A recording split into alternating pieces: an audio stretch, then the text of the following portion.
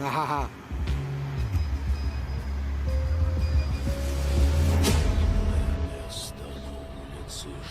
Дорогу, видимо, пытались перекрыть на Москву. Вагнера, видимо, расхуячили, раскатали, блядь. Гуслями нахуй. В ту сторону закрыто, а в эту видать.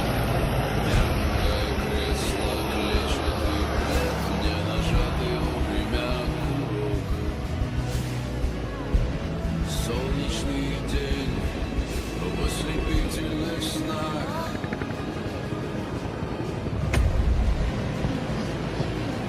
Группа крови на рукаве, мой порядковый номер на рукаве. Пожелай мне удачи в бою, пожелай мне не остаться в этой траве, не остаться в этой траве. Пожелай мне удачи, пожелай мне удачи.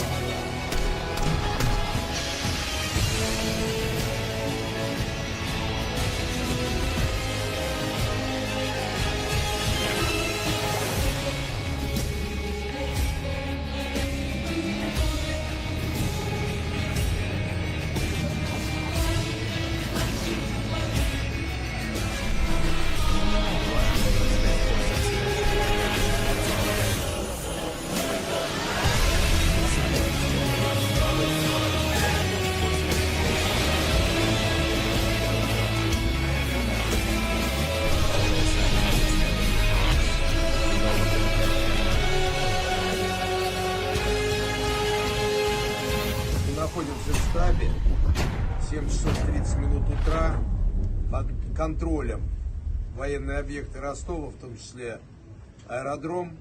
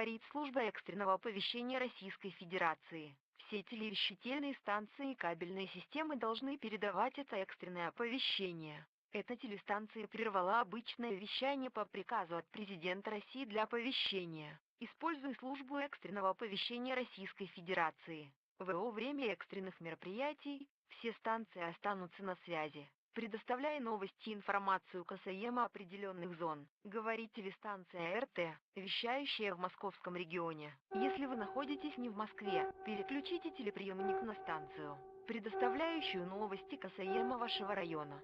Говорит служба экстренного оповещения Российской Федерации, вешающая в московском регионе. Не используйте ваш телефон. Телефонные линии должны быть свободны для экстренного использования. В данный момент ожидается сообщение президента Российской Федерации.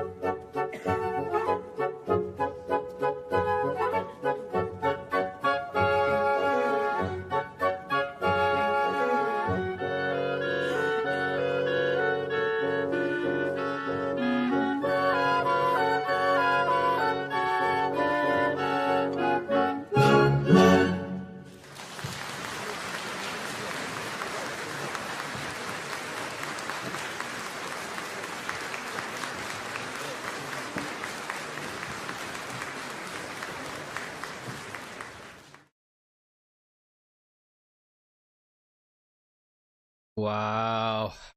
What a 48 hours it has been. I don't even know where to start on this one, guys, if I'm going to be honest.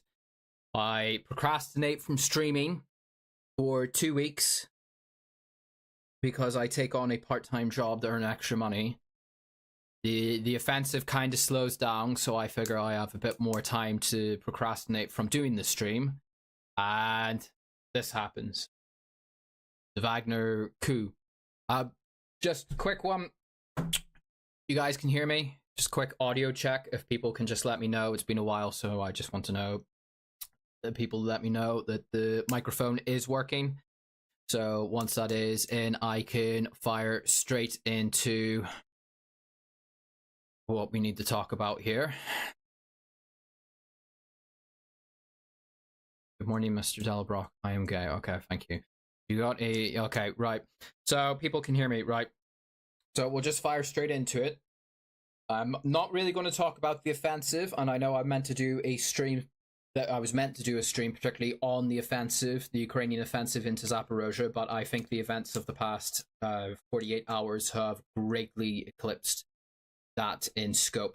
So we're just going to effectively jump straight into it. This is going to be a bit of a bare bones stream. I haven't been able to pull a lot of stuff together because I've just been so busy trying to follow stuff as it happens, when and as. So for people who are not quite aware, round about midnight, not long after midnight yesterday, this is midnight Moscow time, Wagner, and also, I'm just going to say it as it is. I'm just going to say Wagner. I'm going to call it Prigozhin. I know YouTube has hit me and punished me in the past for saying those names, but I just can't talk about this subject by using pseudonyms. I'm just going to have to do it out. So, YouTube, if you watch this or whatever censor you used to demonetize me last time, sorry. It's just going to have to be it is, because I cannot discuss this topic without naming the man involved and the organization involved. So, last night, not long after midnight, Moscow time, Prigozhin and the Wagner Group started to claim that the Russian Air Force and the Russian Army were shelling and bombing their positions, their fallback positions in Luhansk and Donetsk in the Donbass. Of course, ever since the ending of the Battle of Bakhmut, the Wagner Group has been conducting a strategic repositioning of itself away from combat operations in Ukraine. A large part of that was bringing their forces back from the front lines in Ukraine along the Donbass to secondary positions further back into Luhansk and Donetsk Oblast, where their logistics facilities are. They claim that those facilities were attacked last night by artillery and aircraft from the Russian military. That, from what I can see, looks dubious. I've not seen very convincing evidence that happened, but that was the crux, which caused Prigozhin to go on his drive for justice, as it were, to Moscow, which seems to have ended within the past half an hour or so. While talking about this, I'm also going to try to keep skimming Telegram, because news is coming out fast and thick. So I will try and update on new stuff as it comes out, as I try and give a catch up as we go. So if there's a little lull in speaking, it's because I am looking through various channels and seeing what the latest is coming out from Russia. So, in response to this alleged provocation from the Russian MOD, of course, I'm not going to go too much into the backstory of this. I apologize if people aren't aware of the full backstory. I just don't have the time. This is probably going to be a long stream as it is. I'm not going to have the backstory to go through the entire nuances between Wagner and the Russian MOD, but the very short I can make it. All of them are Prigozhin, Sergei Soyu. Yevgeny Prigozhin is the guy who runs the Wagner Group. He made his billions in Russia as a chef, hence his widely reported quoted name, moniker in the West is Putin's chef. He started a catering business, built up a catering empire in Russia, and then in the mid-2000s, he decided to diversify his interests into private military operations. This is where Wagner came about. Wagner, he operated them across Africa, predominantly in Syria, and allegedly in the Donbass in the conflict from 2015 up until around about 2019. So that's a very quick backstory on Prigozhin, was very close to Putin. Then you have Sergei Shoigu. Sergei Shoigu is the Russian Minister of Defense, and he has no history in the Russian military. He is effectively a civilian appointee, a political appointee to oversee the reform process in the 2010s over the Russian military. His background, he is still part of the Siloviki, but his background is, if I'm remembering completely off the top of my head, is Sergei Shoigu ran the Department for Natural Disasters. So if there was like an earthquake, a volcano, massive fires in Siberia, that's his backstory was in dealing with those. So not a military background, but something vaguely along that sort of civil defense lines. And then the third person in this story is a man called Valery Gerasimov. Valery Gerasimov is a career soldier. He is the Russian General Chief of Staff. He is the highest military appointee in the Russian military. So Sergei Shoigu, civilian, is on top of this pyramid. Then you have Valery Gerasimov, who answers to Sergei Shoigu, and Valery Gerasimov is the highest ranking Russian military officer. Then below Gerasimov should be in Moscow. That should be where his brief is. He is he is effectively an office ticker kind of thing. He should be staying in the Ministry of Defense in Moscow, running the day-to-day affairs of the entire Russian military from the Far East in Kamchatka all the way to the west in Kaliningrad, down to military operations in Ukraine. That's kind of what his job is, to oversee the grand arching picture of what's happening across the Russian military. But because the war in Ukraine hasn't exactly gone very well, he has had to step down from his position as chief of staff. He's still chief of staff, but what I'm trying to say is his day-to-day work has gone from that to having to become a theater command. So he's gone from this sort of like more administration type role to where Sergei Shoigu is now operating as a theater commander. He's now an active general taking part in hostilities in Ukraine. That is because various Russian generals have been cycled through the overall commander of operations in Ukraine, and none of them have been very good, with the exception of one man called Surovikin, also known as General Armageddon, who we'll probably touch on later in the stream. So where does the dispute between Prigozhin and these two men come from? Well, the war in Ukraine has not gone very well. If anything, it has been a debacle for Russia.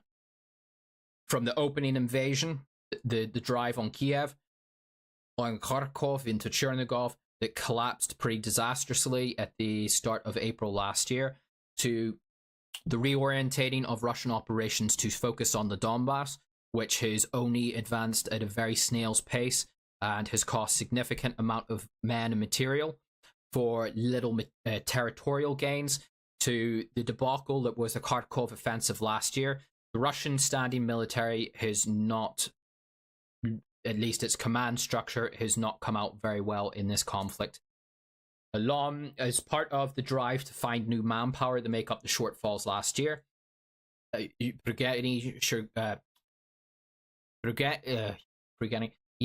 Prigozhin stands his men up, the Wagner Group, and says, we will take over a part of the front and we will help out in the national struggle in this special military operation. And his section of the front was infamously, as I'm sure everyone knows, was Bakhmut. Months-long battle in Bakhmut, but nonetheless, so we're talking from the end of the Kharkov offensive, so we're talking about the start of October last year, up until the fall of Bakhmut about 2 months ago. Very little change in territorial extent. Of course, I'm kind of leaving out Kherson here and I might touch on that in a bit later, but nonetheless, since Kherson and Kharkov, the fronts have barely changed. Russia starts a new offensive earlier this year in the spring. It really achieves very little. Russian casualty figures spike. Losses in Russian tanks and vehicles and material is visually confirmed to spike in sort of late January up until March, up in the areas such as Krupyansk, around the Divka, down in Mariinka, especially around Volhydar and in other parts of the front. There is a Russian offensive that happens in the spring, but it basically goes nowhere. Where something does happen is in Bakhmut. Is Wagner, under Yevgeny Prigozhin's command, cracks the Ukrainian defensive lines first around Soledar. After they break through in Soledar, Wagner is able to hollow out the entire Ukrainian defensive positions all around Bakhmut, and slowly but surely they push into the city. And not to rehash the entire story of Bakhmut again, nonetheless, after grueling fighting for a few months, Wagner takes Bakhmut. Bakhmut is an international story. It's a big story in Russia. It's a big story in Ukraine. Russians back home who are watching this, because a lot of this stuff doesn't make it onto Russian national state TV. If they do follow stuff in the war and they want an accurate take of the war, they're on Telegram. Who are the biggest names on Russian Telegram who follow this war stuff? It's the Russian military bloggers. People like Wargonzo, 2 Degree Strelkov, the Wagner telegrams themselves, reverse side of the Z, the Grey Zone, AP Wagner. These are the big social media accounts that are relating to people back in Russia what is happening in the war. So a lot of Russians are looking at what's happened this year. They're looking at things like Volhydar. Volhydar was a catastrophe for the Russian army, and purely out of incompetence. Not going to rehash the entire thing, but there was an elite Russian naval division from the 113th, if I'm remembering off the top of my head, from the Pacific Fleet. These are naval infantry. These are kind of like the VDV. These are elite, crack, well-equipped infantry, mechanized infantry. They were employed first at a battle at Alivka last year. They got shattered. They were attacking across open ground into well-defended Ukrainian positions. The unit was decimated. They were pulled out of the line, reconstituted, new recruits came in. As part of this spring offensive, they were sent to attack Volhedar. Volhedar is flat fields all around it, with old Soviet-style apartment buildings right in the middle of the field. Open fire for the Ukrainians all around this settlement. Artillery, sniper fire, mines. This Russian naval infantry division was effectively completely destroyed. And it was, I'm sure some of you, if you follow this stuff, will remember the bizarre footage of Russian tanks driving up the same road day after day, past the wrecks of previous Russian tanks, hitting mines. The same day, repeating the same thing. Or squads of Russian infantry walking across an open field, being hit by artillery or by machine gun fire, being killed. The next day, the exact same thing happens. Another squad passes the squad that was killed the day before, and this went on for like 2 weeks. It turns out that what happened at Volhedar, and I'm focusing on Volhedar because this is the worst example of this, is the general in command of that. I did name him in the Telegram channel a couple weeks ago. It was an ethnic Chechen. I believe it was Abdivnikov or something like that. He was the Russian general in charge of that operation there. Despite the fact he did not take Volhedar, he really achieved nothing and completely, what's the right word for this? He expanded an entire elite Russian naval infantry division and a Spetsnaz company alongside of that. You would think that is a pretty gross sign of incompetence and he should have been sacked for that. No, he was actually promoted and was personally given a medal by Sergei Shoigu, because the Russian Ministry of Defense and the Russian military does not operate as you would think it is. It's not there to fight wars. It's there to jockey for positions back in Moscow. And because this ethnic Chechen was seen to be promoted and favored by Sergei Shoigu, feeds into what's happened with Wagner. So the events in Volhedar is what a lot of Russians have seen, and they are rightly pissed off. And a lot of conscripts, a lot of contractors, and a lot of Mobics who have actually been to the front and have fought in Ukraine and have come back. Whenever they talk about stuff that happens in Ukraine, it's usually the commanders. It's stuff like this, where their men and their material are expended needlessly in these suicidal attacks for very little gains other than to prop up the career of some out-of-touch commander far behind the line who has probably never actually been in the military himself. He's only there because he has a corrupt association with someone higher up the chain in Moscow. So that is what a lot of Russians have seen. That is what a lot of the Russian soldiers, not necessarily officers, but the squaddies, the privates, the NCOs, that's their experience of this. So then they look at things like Wagner. Wagner goes into arguably the strongest Ukrainian defensive position, and they lose a lot of men. But the caveat, a lot of the men that Wagner lost were these penal volunteers, the prisoners that we've often heard a lot about, who have come from the prisons to fight for Wagner. A lot of the people killed in Bakhmut were those. Those were the people who were marching across the open fields in that case to draw fire from the Ukrainians to preserve the professional core of Wagner. So criminals aren't really classed much in Russia naturally. If they get killed, that's probably a social good for Russia domestically. So you can sort of write off the penal volunteers. The professional Wagner fighters, they're the ones who crack into Soledar and end up taking Bakhmut. A lot of the surrounding Russian military units who are watching this happening are saying that the command structure that Wagner operates by is a lot more responsive, a lot more initiative passed down to the sergeants and the lieutenants at the front who are in the thick of the action and knows what's going on, and are a lot more responsive and reflective to what happens in the field. as opposed to what most of the Russian army operates by, where orders come down from division to battalion, from battalion down to company, from company on. It's very top down, it's very inflexible, it's very rigid. And this is, whenever I see a lot of what Russian soldiers who come back from the front or even are still at the front, what they complain about is this complete rigidity and inflexibleness amongst the Russian officer corps and the chain of command. Because the colonel who's sitting back at battalion headquarters, well, he's never really going to be at the front, so he's never really in danger. So if he goes and sends out a captain and a bunch of lieutenants to send a bunch of conscripts out to charge needlessly into some Ukrainian defensive position and they all get killed, it's no real skin off his nose, because he'll never really feel the brunt of it because of the way the Russian command structure works. It's very obscurantist, it's not very fit for purpose is what I'm trying to say. And this is being noticed quite a lot.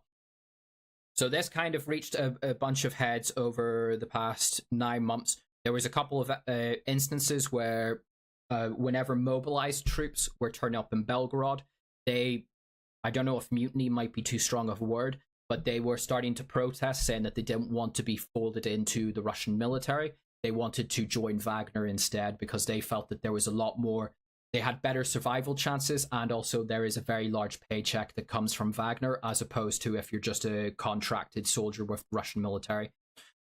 So there was a video I can remember. It's somewhere in the Telegram channel that I will have to try and I'll bring up so there's something to look up. I'll have to try and find it again. But there was an entire, I think it was like a company-sized Russian army unit, an entire company of some battalion somewhere that defected from the Russian military to join Wagner, and this was like last November, because they seen that they had better odds fighting for Wagner as opposed to their officers and the staying within the chain of command of the Russian army. So this success that Wagner has in Bakhmut embarrasses people back in Moscow. There's a lot of people are starting to ask questions. How come this guy who is a chef and a bunch of, as far as they could tell, criminals just out of prison and a bunch of veterans can achieve a fairly decent victory of sorts in Ukraine, whereas the Russian army, the Russian Air Force, and the Russian Navy have been slamming their heads against Ukrainian front lines for a year now and have achieved very little, and if anything, they're actually losing more than they're gaining. So this is a lot of uncomfortable questions start to be asked about the performance of the Russian military. This does not look well on Sergei Shoigu. Sergei Shoigu, the Minister of Defense, has long been tipped as a potential successor to Vladimir Putin. Whenever Putin decides to stand down, it's often said that Sergei Shoigu is the guy that is tipped to take over the reins of the Russian Federation. Well, Shoigu has overseen a catastrophic war that is completely botched for Russia. His political stock is going down. I cannot really talk about what Putin knows, because Putin operates the way Putin presents himself to the Russian public and to society at large is this ethereal figure.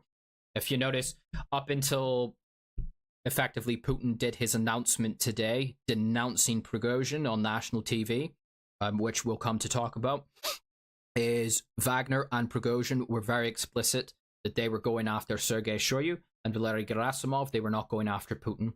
Whenever there's a lot of criticism that comes at Russian actions in Ukraine and Russian performance in Ukraine, it's directed often at the MOD or some general or some minister here. It very rarely ever goes right up to the president. And this is kind of an ongoing cultural thing in Russia. I know it's going to sound a bit kish, but back in the Tsarist days, whenever there was famines and the serfs had problems with the local mir or the local aristocracy, the way it was kind of presented to them is, if only the Tsar knew, if only the Tsar was known as Little Father, if only the Tsar, the Little Father, knew about our suffering, he would make things better. It's the people below the Tsar who are acting in bad ways. The Tsar himself is pure. And this passed on into the Soviet era. So, like Stalin, not so much the Holodomor, but other issues. You know, if only Stalin knew the suffering of the people, he would set it right. It is these people below him who are hiding the truth from Stalin that are keeping are suffering from him. This sort of has an analogy into modern Russia with Putin. Like, if only Putin knew what was happening at the front, if only the president knew what was happening at the front, he would set things right, because the president rules all of Russia. He surely can't be bad or malicious towards us. It has to be the people below him who are exploiting the situation, if only the president knew. So examples of this will be earlier in the war, whenever especially regiments from Buryatia, who were very heavily engaged in the north of Kiev, whenever they took substantial losses and bodies that never started to turn back up in Buryatia to the families to be buried, they just sort of disappeared and no more phone calls came back. This is just one example that I can remember from the time. Is local mothers would come out to the local military commissariat in Buryatia. I forget the name of the oblast capital there, but and they held a protest beseeching to the president. They were appealing. Their video that they put out was them calling to the president, to Vladimir Putin, to sort this out for them. That the knowledge of what's happened to their sons and their husbands has been kept from them by people below him. So they're calling to the president for his help.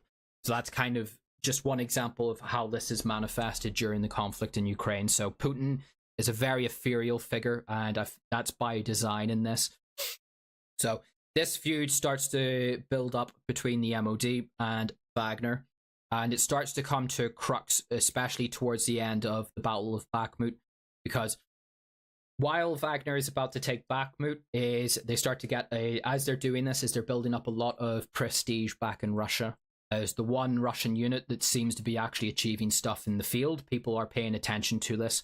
Is you have demonstrators back in Russia flying Wagner flags, protesting at local military commissariats, saying that they want to go and join Wagner whenever they're mobilized. They don't want to join the Russian army. Or you have people trying to join however they can to Wagner to get out of service with the official Russian military, because they just view as Wagner is more prestigious, it seems more competent, it seems to be achieving things in the field. Whereas whenever they're hearing what's happening with the Russian army, often it's just because someone they know who has gone off to Ukraine as part of the Russian army has never been heard from again, or has come back in a body bag. So that's kind of the perception that starts to build up in Russia. Part of this towards the end of last year is there's elements where there's strange stories that TASS and was it Channel 1, I think it is, the big Russian state news channels, that they've been given a bulletin where they're not to mention Wagner at all. Yevgeny Prigozhin and Wagner are not to be talked about on the news at all. And Yevgeny Prigozhin is often in Ukraine or in the Donbass at this time, in the 4 new ascended republics to the Russian Federation, whatever way you want to term it. So he's not often in Moscow. He's often at the front seeing this, which builds up his own prestige in this, because Shoigu rarely goes to the front. Putin has never been to the front. Putin's been to Mariupol, and I believe he's been to a place in Kherson, but he's never been to the front line. Shoigu has never been to the front line, but Shoigu has been a fair few times to the Donbass in general.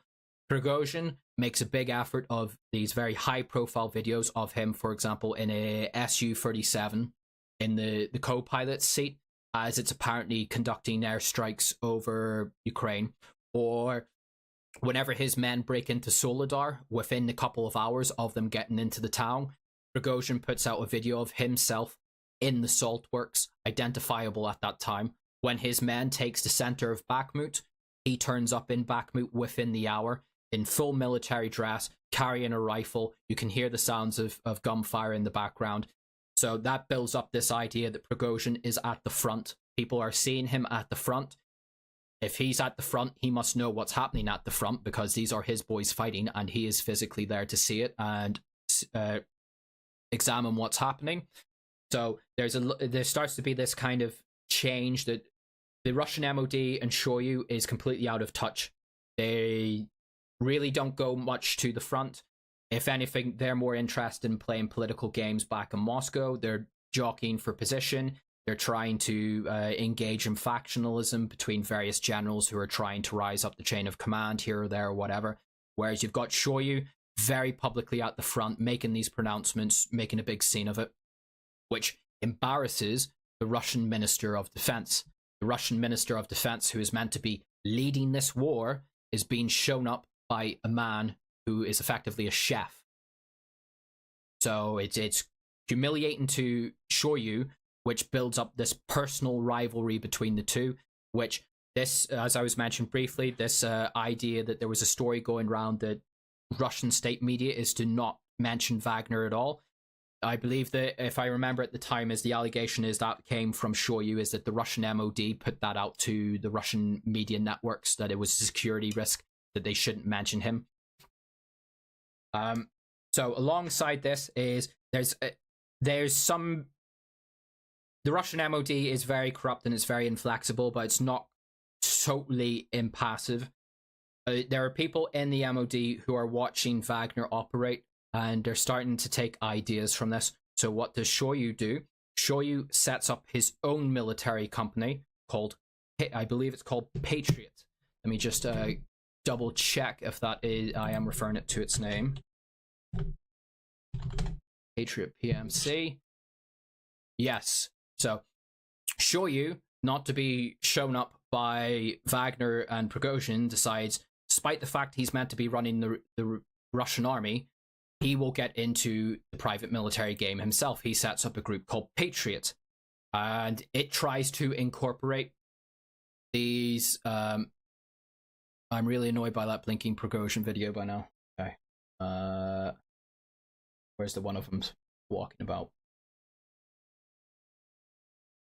So I'll try and remember to try and keep this stream a bit dynamic. So Shoyu brings in Patriot, and he employs Patriot at Vuhledar. He kind of has the idea, if we try and bring in the command structure that Wagner has been operating, this very meritocratic lead by the front structure, and incorporate it into my own knockoff of Wagner called Patriot, and we employ that at Vuhledar, that's maybe we can start to show Prigozhin. But of course, that doesn't happen. Vuhledar is a complete fiasco.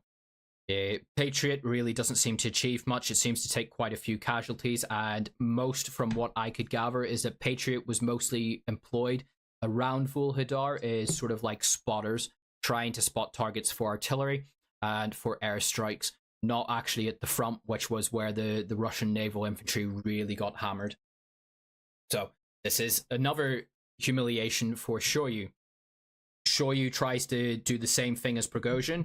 He fails catastrophically at it. It's really starting to ring a bit of there's a trend building here around Sergei Shoyu. So to try and get his own back at this is, what does Shoyu as Minister of Defense have control of? Well, as Minister of Defense, during a war, he has a fair amount of control over the Russian military industrial complex. This is the people who produce the tanks, the people who produce the ammunition, the people who produce the ordnance, and the equipment. So Wagner, while they're fighting through Bakhmut, start to realize and complain, we're not getting ammunition supplies anymore. We're just being strangled of what we need to continue this fight. And Wagner casualties really start to climb at this stage, and the progress in Bakhmut sort of tails off. I think we are talking about start of April, if I'm remembering the time frame correctly. So Shoyu, this is where the infamous Shoyu standing in front of the bodies and screaming. This is the time when the infamous Prigozhin video of him standing in front of the bodies of Wagner soldiers, pointing at them and calling Shoyu a suka balyat and everything under the sun came out. It's around this time. He's complaining that his men are dying because they don't have the proper ammunition and equipment to complete their job. Prigozhin apparently goes back to Moscow, demands a meeting with Putin. Floods Russian telegram in the airwaves with this. It becomes a domestic scandal in Russia. Well, as much as you can have a scandal in Russia under current conditions. You have public protests start to begin where pro-Wagner Russian civilians start to protest at the Russian MOD or in front of Russian commissariats, demanding that Wagner get the ammunition and weaponry that they need to conduct their business. The MOD eventually budges, and Bakhmut falls. But whenever Wagner announces they're pulling out of Bakhmut, which is something which kind of feeds through all this, is Wagner announces that they're going to hand over the positions not to the Russian army in Bakhmut city itself. They're going to hand it over to Kadyrov, the Akhmat units, to the Chechens, which goes into a long-standing relationship that's gone on, which kind of seems to have had a bit of a wobble today. So after the debacle of Kharkov last year, is the Russian military was just completely embarrassed, humiliated beyond all degree. An entire section of the front completely collapsed whenever a outnumbered Ukrainian, I think it was a few divisions, attacked what is meant to be a much stronger Russian position, and the entire Russian front collapsed in Kharkov, and it was a rout all the way back across the Oskol River. Famous, like Liman fell. Liman being one of the few major successes that Russia had last year after Lysychansk. Liman was one of the few major settlements they took. They completely abandoned that without a fight. Complete debacle, complete humiliation, all laid bare at the feet of the Russian military. In particular, the man who seems to have taken the major brunt of that was Colonel General Lapin. Lapin is reported to be very close to Valery Gerasimov and Sergei Shoigu. He was the guy who was... It's not fair to say that he oversaw what happened at Kharkov. He was kind of parachuted in at the end to salvage an unsalvageable situation. But nonetheless, he was the guy who was singled out to take the fall for it. And Prigozhin and Ramzan Kadyrov, the leader of the Chechen Republic, singled in on Lapin as the person that they were going to attack for this debacle. And the speculation at the time and continuing, and I think it's even more with hindsight, is that that was kind of... I'm not saying that this coup has long been planned or whatever you want to call this, that Prigozhin has carried out is been a long planned thing, but the speculation at the time is by trying to force, and they did force out Colonel General Lapin from his command, because he was a close confidant of Valery Gerasimov and of Sergei Shoigu, it weakens their position, their hold over the Russian MOD, and in general their prestige back in Moscow. So this is after that, that's whenever you get General Surovikin comes in. General Surovikin is reported to be fairly close and has a very good, well, had a very good working relationship with Yevgeny Prigozhin. To such a degree, I believe that Prigozhin a number of times last year recommended that Surovikin should be the Minister of Defense and the overall commander. So, believe me, even as I'm saying this, I am aware that this is very Byzantine and hard to follow, but this is a very complex situation that I'm trying to explain, and most of this I'm trying to ring off the top of my head from the past 9 months. So do give me a bit of leeway if I've gotten some names or some dates a bit mixed up along the way. So, Bakhmut falls, Wagner pulls out, the Chechens and pull into Bakhmut, and the Russian army take up the flanks. The Ukrainians start to begin small counterattacks on the flanks of Bakhmut, start to push back the Russian army in places. Not a complete breakthrough, but they do make a bit of gains. Yevgeny Prigozhin starts to scream and dance about this, saying, "My men have bled, fought and died to take this land."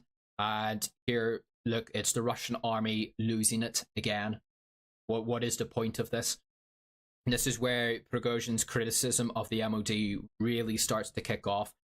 Daily, he's putting out voice notes to major Russian media publications that are asking him for his opinion on what's happening at the front, and he is laying very strong criticism at the Russian MOD and at the Russian political apparatus, to such an extent that some of the stuff that he has said, I'm surprised he hasn't been arrested for or pushed out of a window. Because if ordinary Russians said this stuff, they would fall foul of the wartime legislation about demeaning the armed forces and discrediting the special military operation and all that kind of stuff. So that obviously gets starts to stick in the craw of Shoyu even more. So Prigozhin kind of says, we're pulling out of Ukraine, we're done with Ukraine, this is their war to screw up my men, we're going to go off to Syria, we're going to go off to Africa, we're going to fight for Russia's interests overseas where we can actually achieve something, because we run the show, they don't. We are reliable, we know what our capabilities are. So this is part of the slow drawdown of Wagner in the Donbass. But what happens? The Russian MOD kind of understands that Wagner it's prestigious, but it's effective. It's not so much effective on the defense. Why Wagner is so key and important to Russia is it's an offensive unit. They're shock troops. They are masters at penetrating defenses and storming enemy positions and taking territory. Not so much at defending it, but taking it. And that is where Russia has significantly fallen behind in the war in Ukraine, is their ability to go on the offensive and to take ground. They can, within reason, in the right conditions, the Russian military can hold ground. Like we're seeing in the Zaporozhye counteroffensive, is that the Russians are doing fairly well. The Russian army is doing fairly well at holding back the Ukrainians. But whenever it comes to taking ground, that is where the Russian army slips up. But Wagner has a track record here, a fairly decent one of achieving that. So if these men are just going to vacate the board, this throws up a uncomfortable situation for the Russian MOD and Shoyu. And also, if Shoyu is now in a blood feud with Prigozhin, and Prigozhin has his own private army that stretches across entire nations through Syria and Africa and across the Russian nation itself, with very deep roots in the media and other supply and business chains, with fairly strong connections and a lot of prestige amongst the Russian people, that is going to be detrimental to any political aspirations that Shoyu might have. Again, if Shoyu was tipped to be the potential successor to Vladimir Putin, just picture a scenario: Shoyu eventually becomes president, and then he's also got a blood feud with potentially one of the strongest men in Russia, who has his own private army that is very, very loyal to him and not to the Russian state. That is going to be a problem. So what does the Russian MOD try to do? As part of the trying to build up manpower and a force structure in Ukraine, the Russian military tries to enforce. So, in fact, the way to explain this is, last year, while the war between the pullout of the north and east of Ukraine and until mobilization, is the Russian operation in Ukraine was very ad hoc. Is you had Rosguardia, you had the Chechens, you had various volunteer units which could range from professional veterans to literal teenagers, pensioners, and drug addicts who have 2 weeks of basic training, are given a rifle and sent off to Ukraine. You have the Ossetians, you have the various branches of the Russian military, and many of these factions don't answer to one man. The Chechens answer to Kadyrov.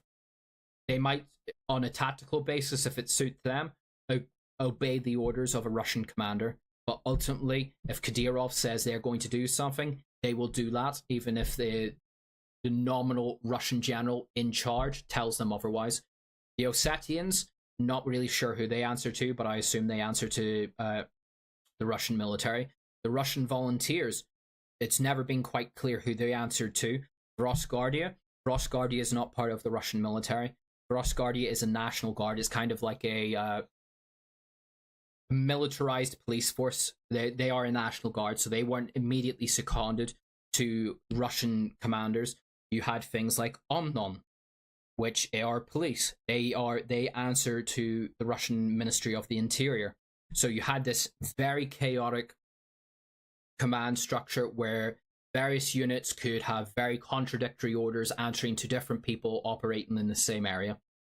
Part of this, the solution to this, which seems to have come out in the past couple months, which has led to this, is that Shoyu has demanded and seems to have gotten the approval of Putin that anyone engaging in operations in Ukraine has to answer to the Russian MOD. Shoyu,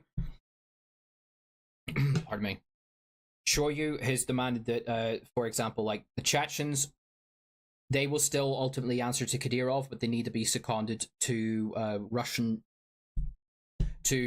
army and Russian commanders in the field.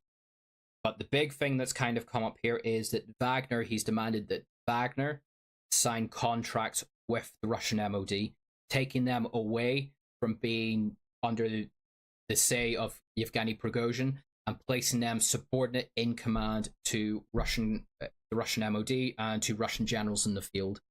Well, if the men in Wagner have seen what's happened to the Russian army units operating around them, seen them get decimated by incompetent commanders, corrupt commanders who steal the pay or steal the ammunition or steal the fuel of their own men for their own profit and leave them under-equipped to fight the war, that did not inspire confidence in the Wagner men. So the Wagner men were refusing this, and Prigozhin naturally refused it as well. So, one, the Wagner men don't want to fight for complete incompetent, corrupt commanders who really don't seem to have an idea of what they're doing and how to actually fight a war. And Prigozhin, I think rightly has seen that if he signed over Wagner, he was a dead man. Prigozhin arguably is alive because of Wagner. If he was to lose control of Wagner, he would fall out of a window, or he would find himself suddenly brought under some kind of tax fraud investigation or something like that. Prigozhin's life is now wrapped up to the sustainability of Wagner. So Prigozhin outright refused this, completely rejected it, angrily started to rebuke Shoyu, and the Russian MOD said this is not going to happen. We refuse this completely and unreservedly. The deadline for that passed, and things largely seem to have kind of muddled under the surface. The Ukrainian counteroffensive started, eyes started to be drawn that way. But there was a couple of other incidents that happened in this time frame. There was a report where Wagner troops withdrawing from Bakhmut were fired upon by a Russian military unit, and very bizarrely, this entire incident, if I remember it correctly, is no one was killed in the incident, but Wagner effectively stormed the Russian unit that fired upon them. The commander, I believe it was a colonel, they forcibly abducted a commander and beat the shit out of him. And the commander was drunk. He was completely drunk off his head. You could see it in the video that Wagner put out about this, where they interrogated him. This drunk colonel ordered his men to fire on Wagner. What happened alongside this is after these Wagner men captured this colonel and beat the shit out of him, is they then raided that unit's armory. Apparently they took a number of T-90M battle tanks, they took all the ammunition and all the loose firearms that unit was using. This was a rear echelon unit. So this is probably where Wagner's been operating things like T-90Ms for a while now, but the ones that we've seen in Rostov seem to be the newer models, the T-90M Object 2022s. That seems to be where they got their hands on those. So that builds up more tension between the regular Russian army and with Wagner and Prigozhin. So now we come up to the past couple days. Oh, forgive me. So it's reported that Prigozhin, about 4 days ago, went to Moscow and had a personal meeting with Putin. And it wasn't much talked about at the time, but from what I could gather of it is it did not seem to go very well. And this feeds into a bunch of other things that's happened recently. So there was a big press conference a couple of weeks ago where all the Russian military bloggers, and for people who don't follow this autistically like I do, the Russian military bloggers are like the big source of this war. If you want to have any idea what's going on, look at Ukrainian, but you have to look at the Russian military bloggers, because everyone talks about copes and sieves and propaganda and stuff. Some of the most accurate people who have been reporting on this war are the Russian military bloggers. Rybar being a big big example here. War Gonzo is a bit of a clown at times, but his reporting on the Ukrainian counteroffensive has been pretty good. Strelkov has his own issues, but I think Strelkov largely has been vindicated through a lot of his takes through what's happened throughout the war. These are the people I'm talking about. Lo Strelkov is kind of off on his own. These Russian military bloggers go to Moscow a couple weeks ago for a press conference with Vladimir Putin. There's a bunch of stories that they put out. They put out posts on their Telegram channels, and there's a bunch of scuttlebutt that the Russian MOD are very uncomfortable with this. And then Putin, after the public, where all the TV cameras and it's broadcasted out to the nation, after that finishes, is Putin invites these military bloggers into for like a personal audience with him with no cameras. So they go in and they speak to the president, and they're trying to explain to Putin that this is what's happening at the front. We have seen incompetence here. We've seen this unit be decimated by corruption here. Things aren't going well at this part of the front because they aren't getting this bit of equipment. Or effectively, the military bloggers just open up and tell, apparently from what's been reported, they tell Putin everything that he has not heard. So Putin, going by, I think it was Rybar and War Gonzo, particularly we're talking about it, is that while they were telling Putin what was actually happening in the war and why things aren't going well, is Putin kept saying, like, I no one's told me this. I wasn't aware of this. I will have to look into this. So this builds into the idea that Putin is completely cloistered off and that the MOD has him kind of sheltered away and they're just telling him what he wants to hear. Whether that's accurate or not, who knows? But that's the assessment that seems to come out from the Russian military bloggers. So Prigozhin apparently goes to Moscow and speaks to Putin a few days ago, and from what I've seen, it doesn't go well. He comes back to Donbass to be with his men, and there's a bunch of strange things start to happen on stories start to come out. This is before the reports of the artillery strike on the Wagner base. Is you have various Wagner aligned Telegram channels start to put out these cryptic messages about things have come to a head and how the typhoon is about to strike and all this kind of stuff. There's a bunch of rumors that go around other Russian Telegram chat channels where Wagner men in Donbass are messaging their families and telling them, like, be prepared. The next couple days are going to be tough, kind of thing. Veterans of Wagner, these are people who have served with Wagner, completed their contract, and then gone on to something else. They've apparently been getting messages from active Wagner telling them that they're going to need them to come to the bases, or they're going to need them to stand up and stand by, for lack of a better term, in the days ahead. So Wagner seems to be preparing for something to come. So Prigozhin claims that the crunch was this rocket and missile attack on a Wagner base. Again, I've only seen one video of it, and the video doesn't seem to show much. There doesn't seem to be a lot of evidence that this happens, so this kind of looks like this is a pre-prepared thing on Wagner's part. That's not to say that this is inherently Prigozhin was always going to do a coup. It kind of, to me, what it looks like is Prigozhin knows that he was losing the fight with the Russian MOD. This meeting with Putin didn't go well. So he knew that he was starting to lose his influence and that Wagner was going to be taken out of his hands. And if Wagner was taken out of his hands, he's an open target for some machinations that Sergei Shoigu or someone in the Russian MOD might come up with. So this is where the fun begins. Prigozhin claims this rocket or artillery attack happened and that his men are on the move. Reverse side of the Z, very big Wagner Telegram account, puts out a complete write-down on Wagner's the conductor, Wagner's Gottdammerung, explaining the significance of the Gottdammerung, the Battle of the Gods, the death of Siegfried. And it all starts to get very 1945 Berlin Philharmonic Orchestra kind of territory. The Wagner channels go silent. A lot of strange stories start to come out of Donbass about convoys starting to go on the move, about troop movements, about Russian army units being pushed aside from the road as this large column of troops starts to go hell for leather for the border between Luhansk and into Rostov Oblasts. This is a war zone. There are Russian checkpoints, military checkpoints all over this territory, although Russian civilians can freely travel through them. So a sort of macabre touristy thing that Russian civilians in southern Russia have started doing is they like to go on day trips to Mariupol to see the ruins of the city. So it is fairly easy to travel back and forth through this territory.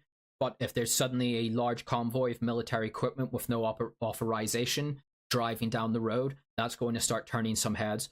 So from what I was able to gather from the speed that these reports were coming out, is that these units were largely Rosguardia, and some Russian mobilized units were manning these points. Either the Wagner convoy just drove straight through them and didn't stop, or it pulled up alongside them, told them what they're doing and where they're going, and they stood aside and let it happen, or some of these Rosguardia troops joined Wagner in their convoy to Rostov. So you have all these strange stories starting to come out of the Rostov and the Luhansk area. You then have a lot of strange movement in Moscow, is things like Sobor, the Special Forces Police, Omnom, Rosguardia movements in Moscow start to take to the streets, start to lock down Red Square. You start getting reports, all these ethereal reports that there's a large convoy driving straight for Rostov. There's another one heading potentially towards Voronezh. Then footage emerges of apparent shooting outside of Rostov. Still don't know what they were shooting at, if they were even shooting at anything, but there was some kind of shooting in Rostov early yesterday morning. Len Prigozhin starts releasing these voice notes saying that the time has come, that we are now, things have reached a crux, the situation is intolerable, me and my men are going on a drive for justice to Moscow. So they move to Rostov, and there's a big reason why they take Rostov, and I covered it in a stream earlier on today. Rostov effectively falls without a fight. There is reports that a couple of Russian helicopters tried, a couple of Heinz gunships tried to intercept the column and were shot down. But that seems to have been the only resistance. There was a lot of footage of Rosguardia units driving around Rostov. By and large, it seems to be that either those troops deserted whenever Wagner turned up, or they joined Wagner themselves. So Wagner drives into Rostov, takes over the city without a fight, sets up a cordon around the southwestern military district headquarters, secures the local administration buildings, effectively just controls the city. Russian helicopters, Air Force helicopters and jets circle over the city, but largely don't seem to engage. And this is where we start to get the breakdown of where things started to emerge as the day went on. So there was a couple of reports that I got, that I was seeing, where there was various Russian channels were saying that they were getting reports down from various Russian commanders that the Air Force was loyal. The Air Force would carry out orders from Moscow.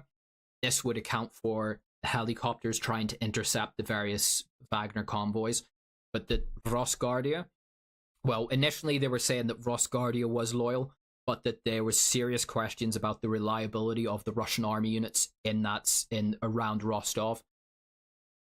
And this will come into why that is, but that would explain why the only opposition that Wagner really seems to have faced so far through its drive through Russia was from air power. There was no units on the ground that seemed to stand up and fight for him. It all seemed to come from helicopters or from jets. So why would Rosguardia and why would the army stand down or potentially even side with Prigozhin? The Air Force through this war, the Russian Air Force hasn't been particularly active because of the nature of the conflict. At the start, it seemed that the Russian Air, I think it was down to, again, incompetence and a great degree of corruption that hobbled out the Russian Air Force at the start of the war. But because of the nature of air defense in Ukraine, stretching from the MAN-PADs up to more strategic systems such as the S-300 and the Patriot, is Russian air power really can't be used because it is almost always going to be targeted by some form of fairly sophisticated air defense that is going to shoot it down. The exception to this is the Helos, the Ka-52s, the Hinds, the Mi-28 Havocs.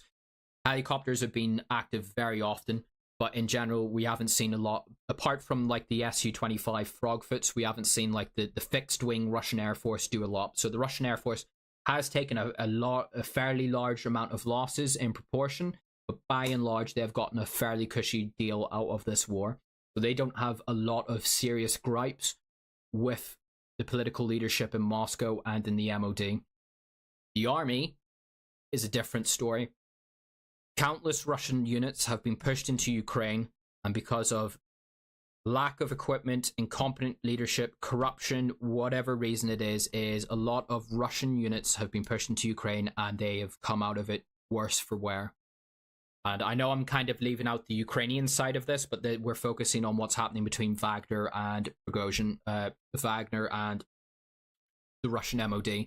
Ukraine is kind of, I know it's the big story here, but it's the sideshow for what we're addressing in this thing. So yeah, the Ukrainians have taken a lot of losses, but the Russian army has taken inordinate amount of losses, and they have very little to show for it. This has bred a lot of resentment amongst Russian units, Russian soldiers. Rosguardia is another part of this. Rosguardia was part of the initial invasion.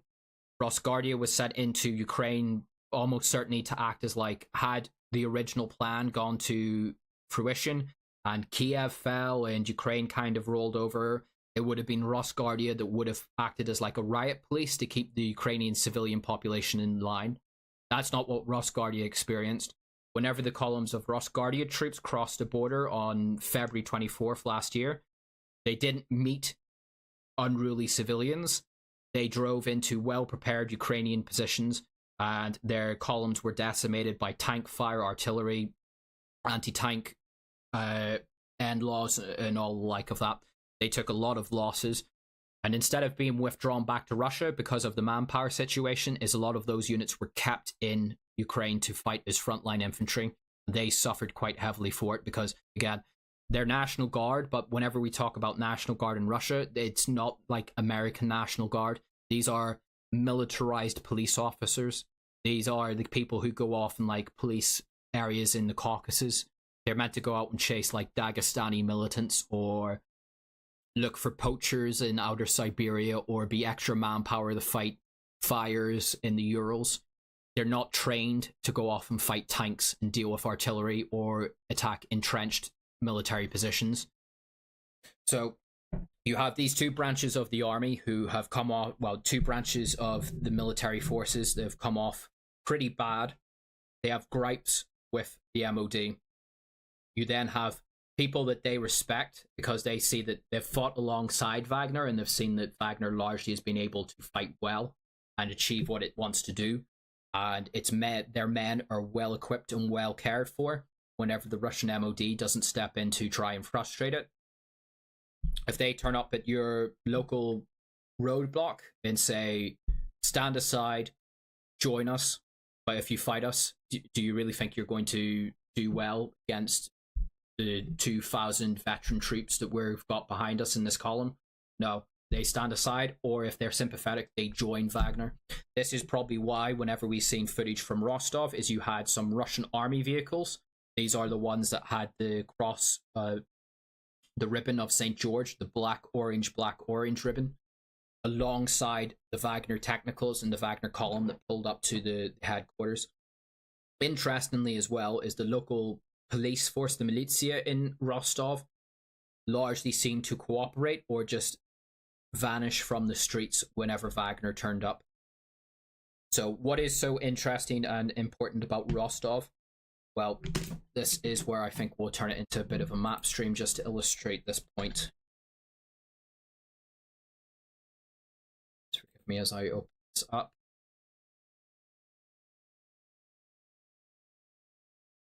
So this is Rostov here. Here's Donetsk and Luhansk. And there's Mariupol. So the line of the front line goes roughly along there at the moment. This is where all the fighting in Zaporozhye is happening. You can see Rostov has a very important position in regards to not only the former borders of Ukraine, but to all Russian operations in Zaporozhye and Kherson. This Rostov sits at the gates of the land bridge. You often talked about land bridge to Crimea because, again, and some people, if you're a long-time viewer of mine, you'll remember my very autistic logistics stream I did last March, where I individually went through all the roads coming out of Crimea and the bridge. This is the only connection that Russia has to Crimea, straight from Russia proper, is the bridge, the Kerch Bridge. And of course, that took damage last year. It's up and functional at the moment, but as you can see, it is a very narrow ribbon with a 4-lane road and 2 railway tracks. You can only fit so much across that if you need to push so much down that road. Whereas this is a lot bigger territory to play with.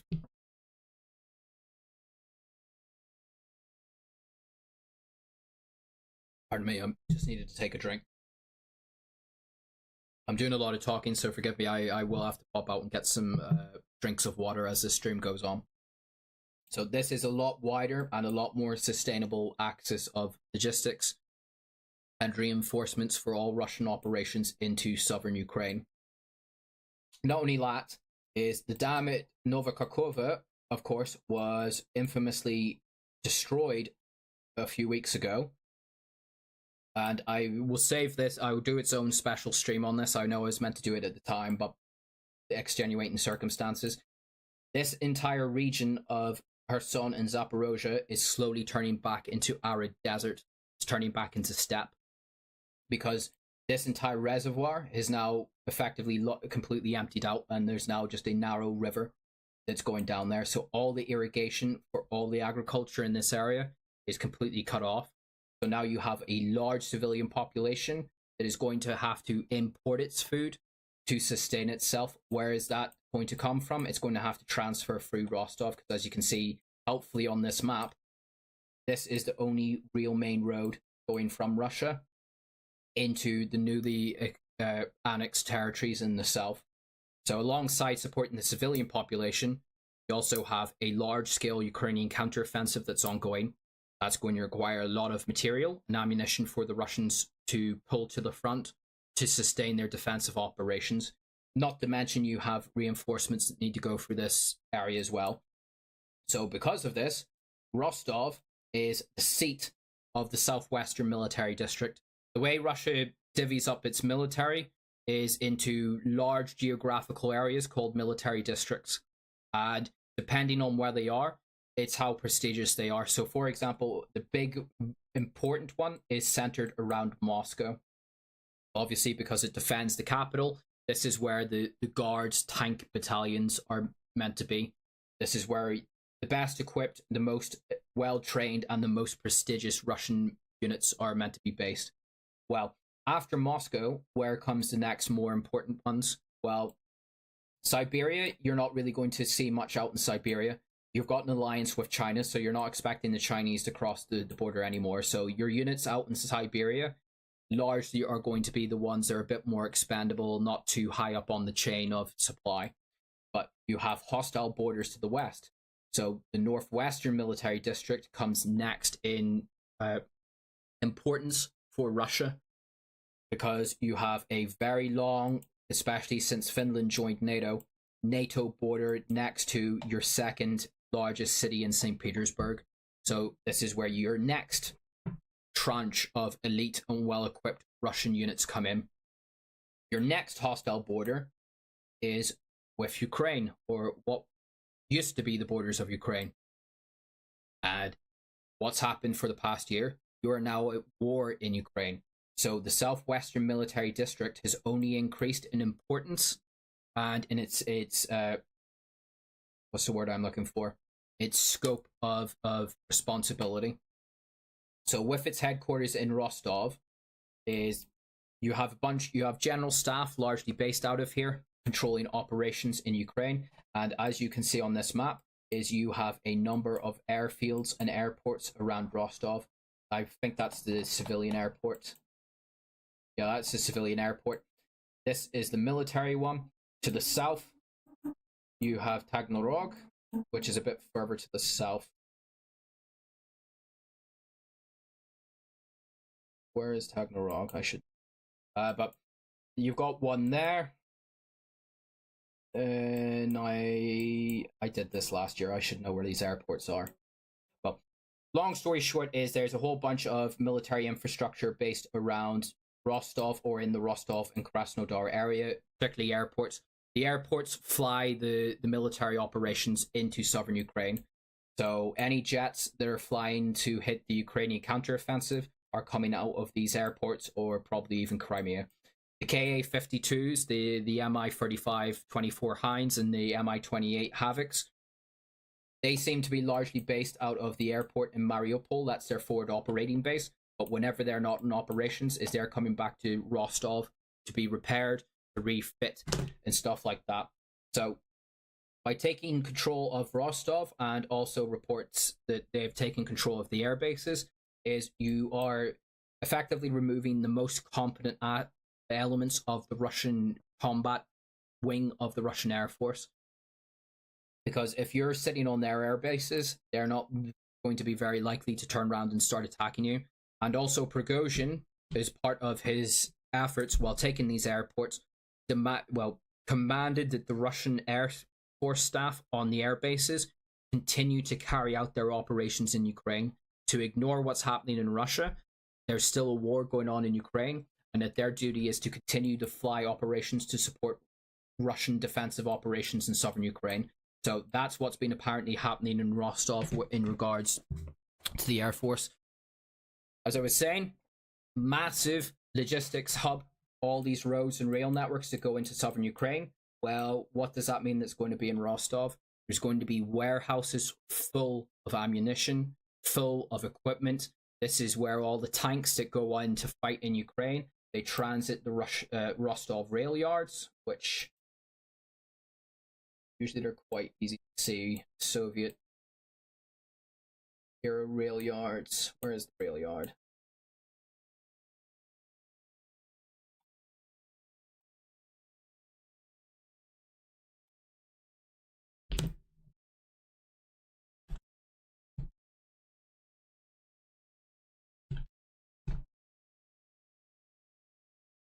Okay, there you go. So there's your rail line there. Let's see if we can find it. Okay, there you go. There's the marshalling line. So as you can see, this is fairly substantive infrastructure.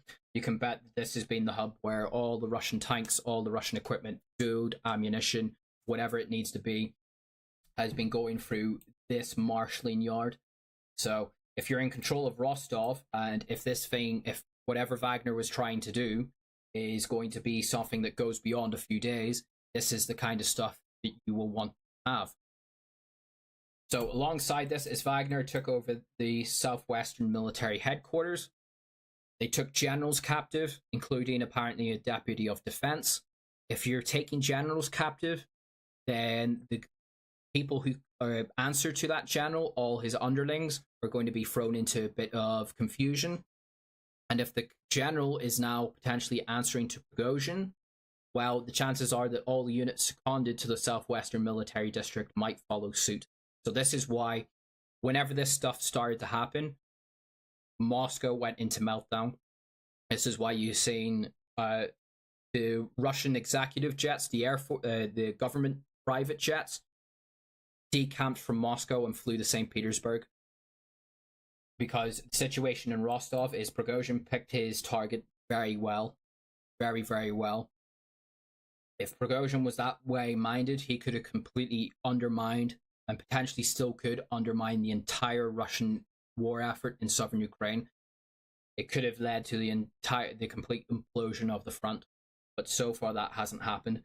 So that was the situation in Rostov. From my understanding, there's sort of a tense situation at the moment. Chechens, Kadyrov's Chechens apparently have done the long trek up from Chechnya to Rostov. There was reports of some shooting earlier on, but that doesn't seem to have panned out to any large degree. But there's a very tense situation in the city at the moment. But the next story, perhaps the more significant story, is what happened further north in Voronezh. Voronezh is 500 miles to the north of Rostov. Rostov is where Prigozhin was. It's kind of where the main show for a lot of this was. But then there started to come out stories that there was footage of shooting of a pickup truck with a Dushka machine gun firing down a highway on a Voronezh highway. Then there was reports that there is now a roads in Voronezh are being closed. Then there was video footage of Russian military helos firing rockets at targets on the road and at fuel stations in Voronezh. So Wagner popped up in Voronezh. What I think happened here is that part of the wing, so Prigozhin's men, Prigozhin took the bulk of his troops and brought them down to Rostov, but he sent a group north for the drive on Moscow.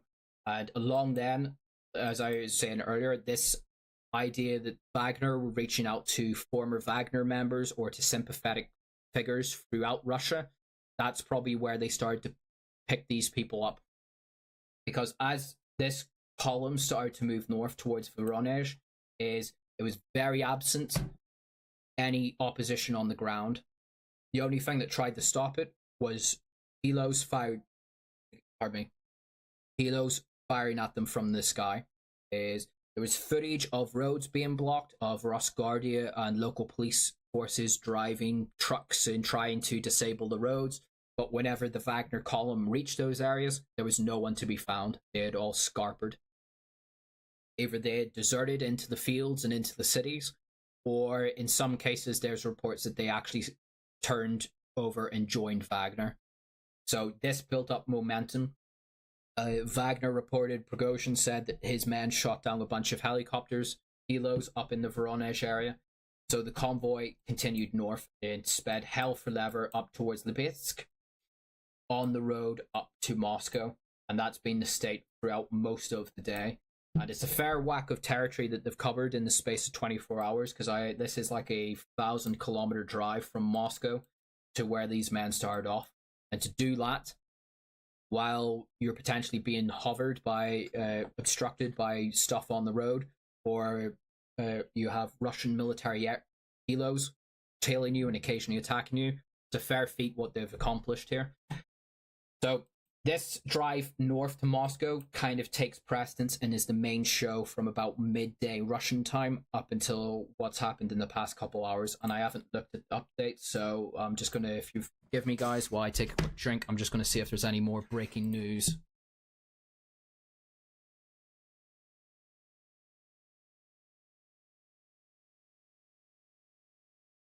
So still reports that there is... Okay, reports that I'm forced to admit to has come one step to Strelkov is as black-pilled as ever, but Wagner looks to be pulling out of Rostov, so the deal seems to be holding, so there is no major change from that, so we'll go back into the day's events.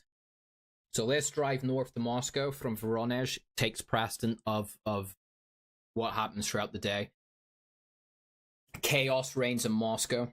And slowly as this convoy moves on up, each of these federal subjects, the Voronezh Oblast, the Lipetsk Oblast, the Moscow Oblast, and then the Moscow City Administration announces all public events are cancelled. Everyone stay in your house, stay away from the streets, do not approach people in the streets. In Moscow, you get footage, of which I will, in fact, I could probably just...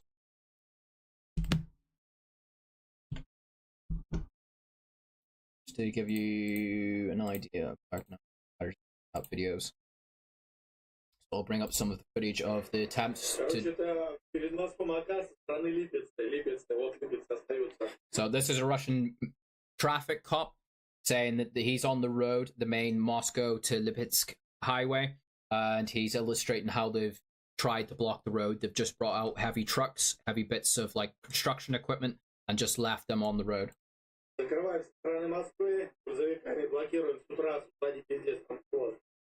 Собираем ключи у водителей и выезжаем по съебатору самому, потому что второй Петровый... So that was one example of it. There was a couple more extreme ones, so... Find it. That's going back last night. There was some footage where they were digging up the roads. In this example, it's reported that this is a Russian military truck. The Russian Rosguardia, or whoever it was, drove these onto the road, punctured the tires, and took away the batteries, and that was their attempt to block the road. So, this is pretty desperate stuff that it seemed to be going on. Here, there was examples of these provisional defensive positions going up on the outer rims of the Moscow ring road. So here you can see usual civilian traffic. There is a BTR-80. It looks like that is a police officer, police car. And don't know if these are Rosguardia or Russian military, but that you can't really see because of this obnoxious watermark, but that's an automatic grenade launcher. This was footage of the 127th Airborne Guards, reported to be from them at least, saying that they had defected and gone over to join Prigozhin in his drive on Moscow. So this is effectively a VDV unit. If an Airborne Guards unit is defecting, not very good sign for Moscow, or it wasn't at the time.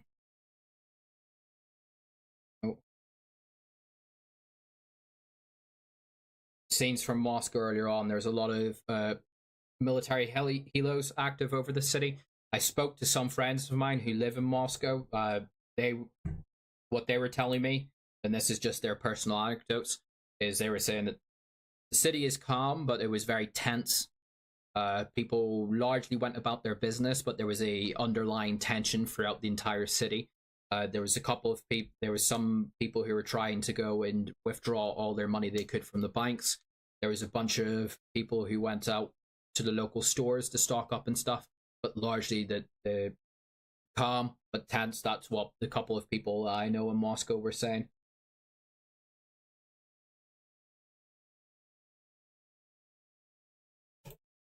So what I'm trying to build up here is that the situation in Moscow was pretty chaotic for a while, or seemingly chaotic, at least in terms of the government, is that the government seemed completely helpless, leaving trucks on the road, digging up roads, trying to slow down Wagner. Why is this? This is Moscow. Going back to the Soviet era and Vladimir Putin's time as president, there's always been a risk of a coup. They've planned for this. How has this come about? Well, all the Russian military units that normally, again, the Moscow military district, all the guards battalions that would usually be the ones who would come to the capital or be in the capital to see off this coup or this drive on Moscow or whatever it is, where are they? Well, because of the botched way that Shoigu has conducted the war, is those units have been rotating in and out of Ukraine. A lot of them are still in Ukraine, and if they're not in Ukraine, they have been completely mauled by fighting in Ukraine. Big example being I forget the specific name of it, but as part of the Kharkov debacle last year, whenever the front collapsed around Izium, is a Russian Guards tank division, which is based in Moscow, lost up to 70% of its tanks in the collapse of the front. They abandoned their tanks. The entire unit had to be pulled out and refitted. So that's just an example of the attrition of what the units that should have been in Moscow to protect against this have been, is they're all in Ukraine, or they've been in Ukraine and are back refitting elsewhere in Russia. This is why you've seen that earlier in the day, whenever I was reporting that there was reports that Russian troops were pulling in from where was it? I think it was as far as Yaroslav and Kaluga. That's where they were trying to pull in troops to buttress the defense of the city. Well, there's a lot of troops in Moscow as it is. There's a lot of Rosguardia and there is a lot of police. It honestly seemed to be that whoever was running the show in Moscow, if Putin is and was still there, that they seemed to expect that it would have been civil police, the traffic cops, the municipal police. They seemed to be of the mindset that those were going to be the people who would stand and fight against Wagner, or it was going to be the Omnon conscripts, or is going to be the Rosguardia conscripts, because most of the active military back in Russia who aren't at Ukraine or on the border, they're conscript troops because everyone else who isn't a conscript, who actually has a bit of training or has a bit of worth to them, they've got something else that they're dealing with. They're at a war in Ukraine. So if you're expecting conscripts, people who are like often teenagers or in their early 20s, they're conscripts, so they're not very well motivated, and you wake them up in the dead of morning and tell them, we've got a coup underway, here's a rifle, here's a road intersection on the outer ring of Moscow, go there, stand there, and don't let anyone pass. Well, I can't imagine that the police or these conscript troops were very motivated to do that, because I wouldn't, even if they did stand and fight, I wouldn't have given them much of a chance if you're a conscript or if you're a civil police officer. And then some of the most veteran, some of the most well-equipped, and some of the most motivated fighters that Russia has turns up at the gates of Moscow, tell you to move aside. I don't think that they would have been well motivated to fight. So that was sort of the shit show that was developing on the Russian ring road. And this is why I think this deal has come about, because it can't be overstated what a climb down this is. Within the space of 24 hours, Vladimir Putin went on national Russian television and named Prigozhin by name and said he was a traitor. He went in front, Vladimir Putin, the president, went in front of the Russian people and named Prigozhin by name and said that this person is a traitor. He is betraying us. He's betraying the country. He is stabbing us in the back. And within 12 hours of him saying that, he is now apparently doing deals with him as an equal, as someone who could have, effectively as an equal. I'm hoping that pause there kind of emphasizes just what a climb down that is. For Vladimir Putin, especially, a person who never really backs down, who whenever he commits something, as what we've seen in Ukraine, as things like Crimea, as what's happened in Syria, whenever he's faced down oligarchs, things like Mikhail Khodorkovsky, or what was the name of the guy who died in London? Well, either way, this is a guy who's faced down the oligarchs. This is a guy who faces down Western governments. This is a guy who, whenever he puts his mind to something, he sticks through it. For him to completely reverse, and like this speech that he did earlier this morning was, he's never given a speech like it. As you could see, he was angry. It's very rare to see Vladimir Putin speak with such passion and such emotion as he was. He said that this is a coup, this is what is happening. And then for him to reverse face, and it's not, it is a capitulation to a degree, but now to effectively do this deal, and going by what the reports of this deal are, that Shoigu and Gerasimov are going to be kicked out. The only way that I can rationalize it, and it is completely, sorry, just getting apparently, so I'm trying to, there's a report coming out saying that general mobilization is going to be announced on June 26th. So that is potentially some breaking news. I haven't gotten that confirmed, but if that is something that Prigozhin has mentioned a couple of times, that he wants to, there should be general mobilization. So if that is accurate, that is very big. That's some breaking news I'm just seeing coming through now, is that general mobilization is to be announced on June 26th.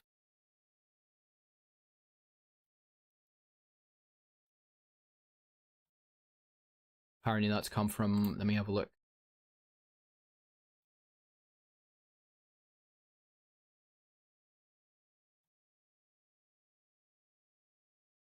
Okay, we're going to have to keep a tab on that, keep an eye on that one.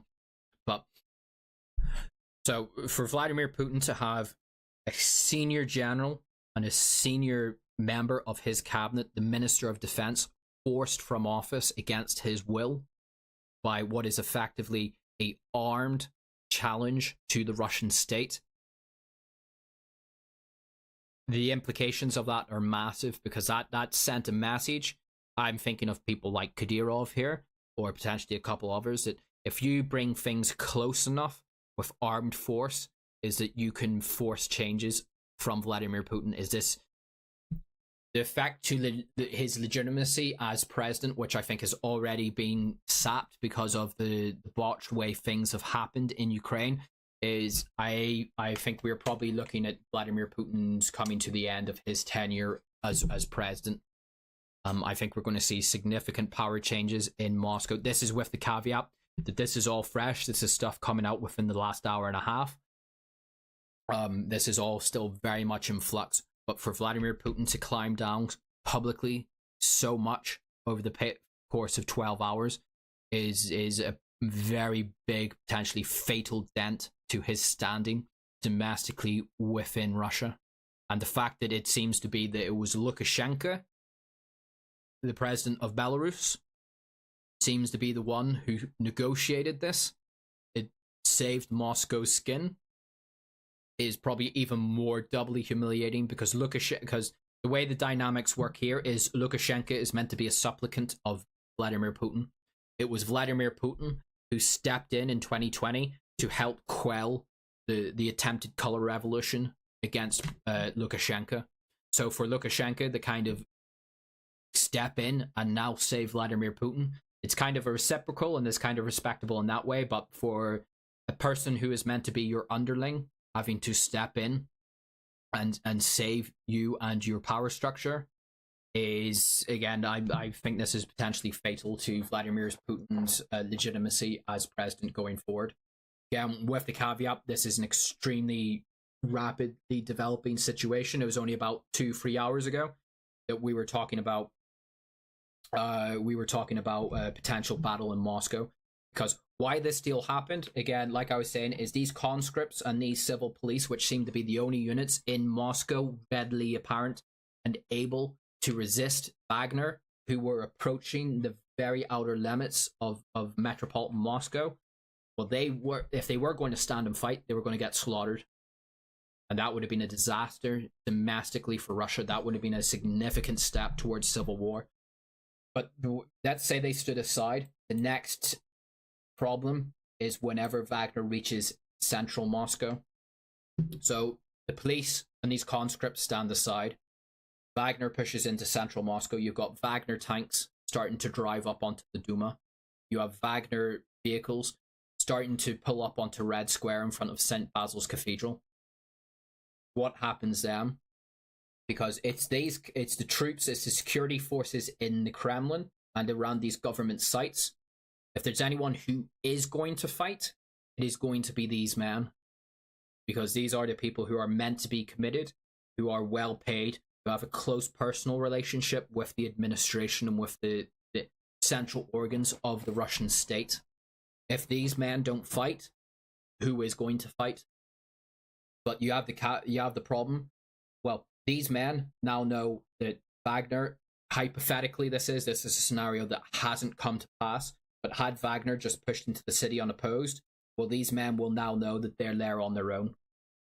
It's the last stand at the scenario here.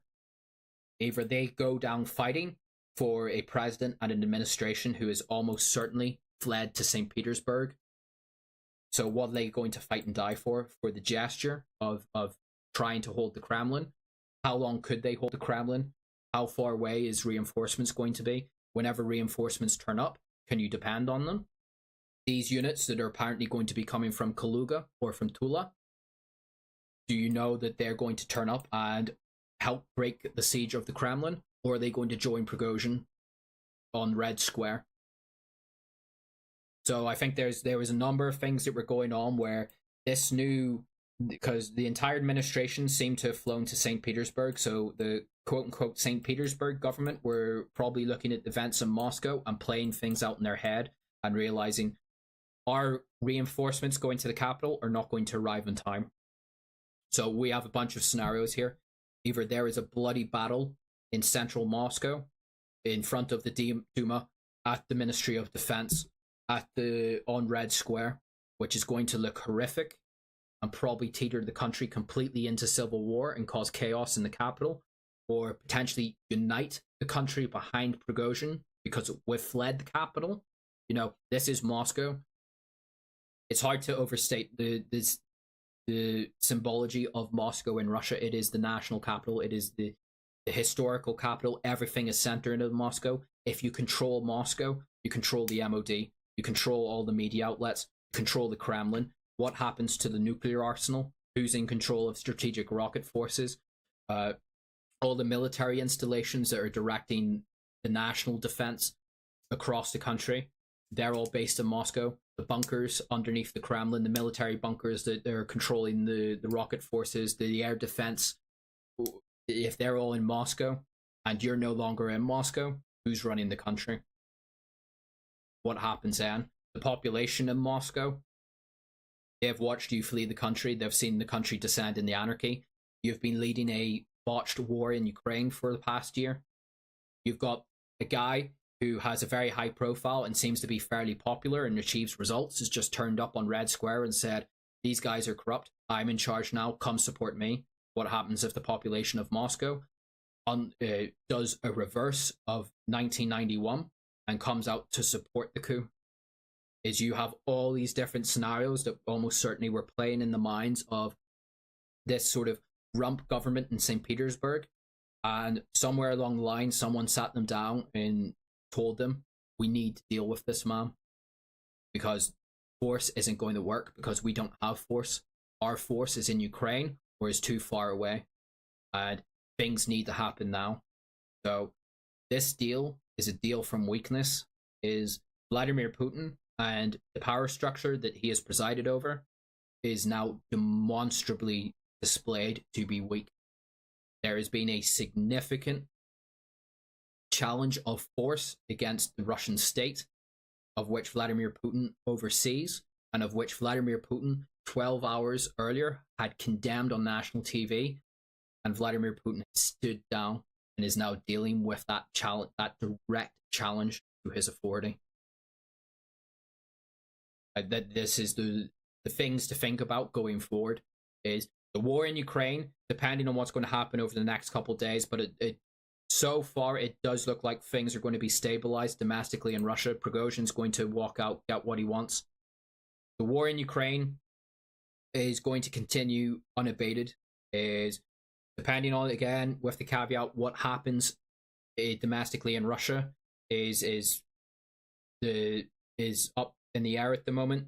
But provided that Russia doesn't collapse or civil war doesn't break out or something else insane doesn't happen in Moscow, is the war in Ukraine will continue.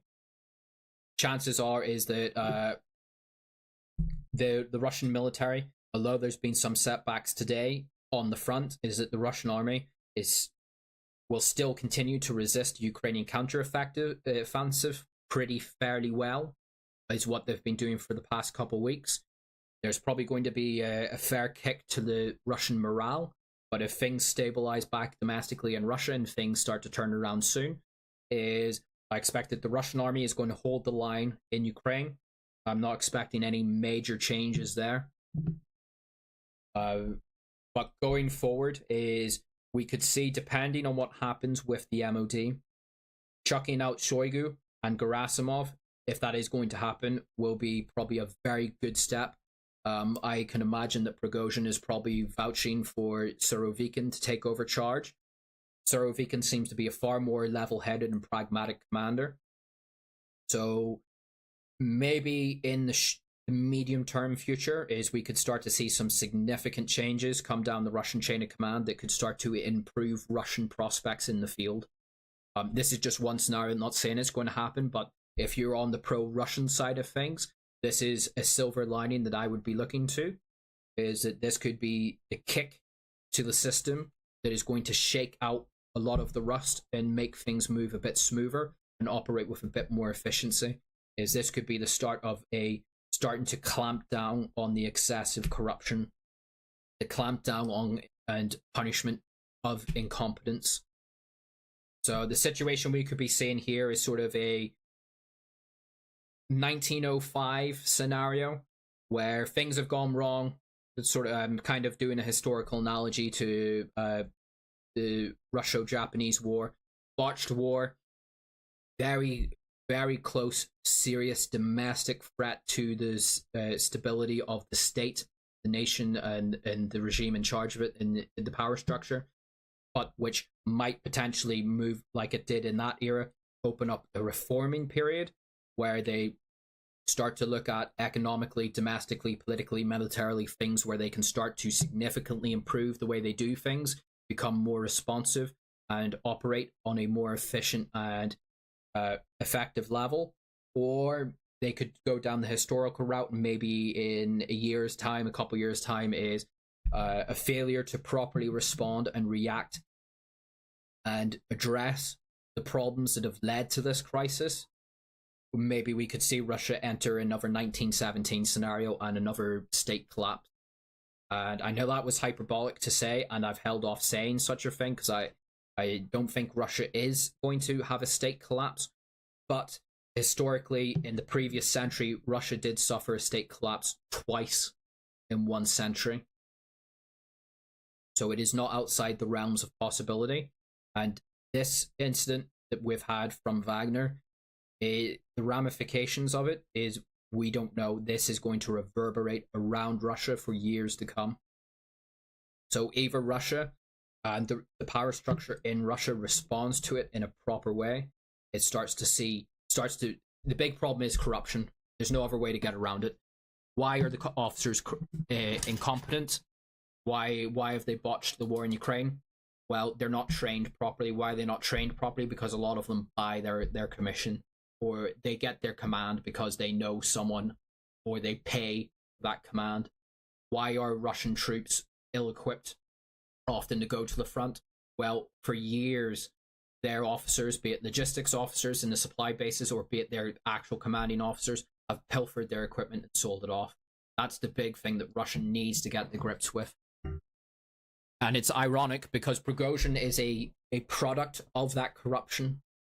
It was that corrupt system that Prigozhin found his wealth and came to influence in. But Prigozhin seems to have seen that the corruption as it was constituted and allowed to manifest itself is now an existential threat to Russia in the military sense, because it's completely hollowed out the military. And not only has that not been addressed, it is solidified as the war has gone on. Shoigu, up until this week, seems to have been more entrenched in his position rather than being held accountable for his incompetency and his corruption. So Shoigu, obviously it was more his personal threat to his safety and his standing that forced him to act. But this is kind of the silver lining if you're on the Russian side of thing, is maybe these antics from Shoigu is going to be the kick for Russia to really start to address these things. Because if things just kept going on as they were, yeah, Russia's doing fairly well at rebuffering the Ukrainian counteroffensive, but as it stands, there is no real prospect for Russia to make any more offensive gains in Ukraine by the way that the Russian army has been constituted and the way it's operated.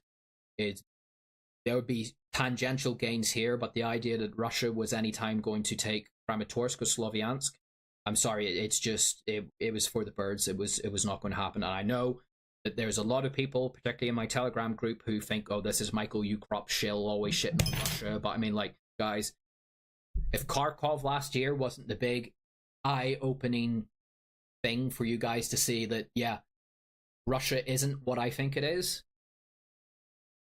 and this isn't, like, I don't know what is.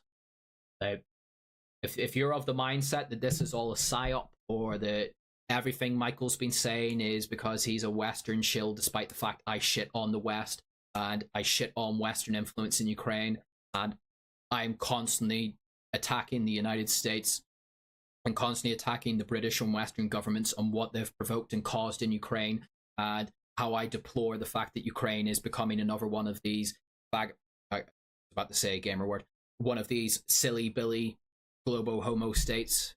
Like, if you're of the mindset that I am a Western shill, And what I'm saying is just Western chill stuff. Like, guys, I don't know what I can show you. Like, all the Russian mill bloggers, like the most pro-Russian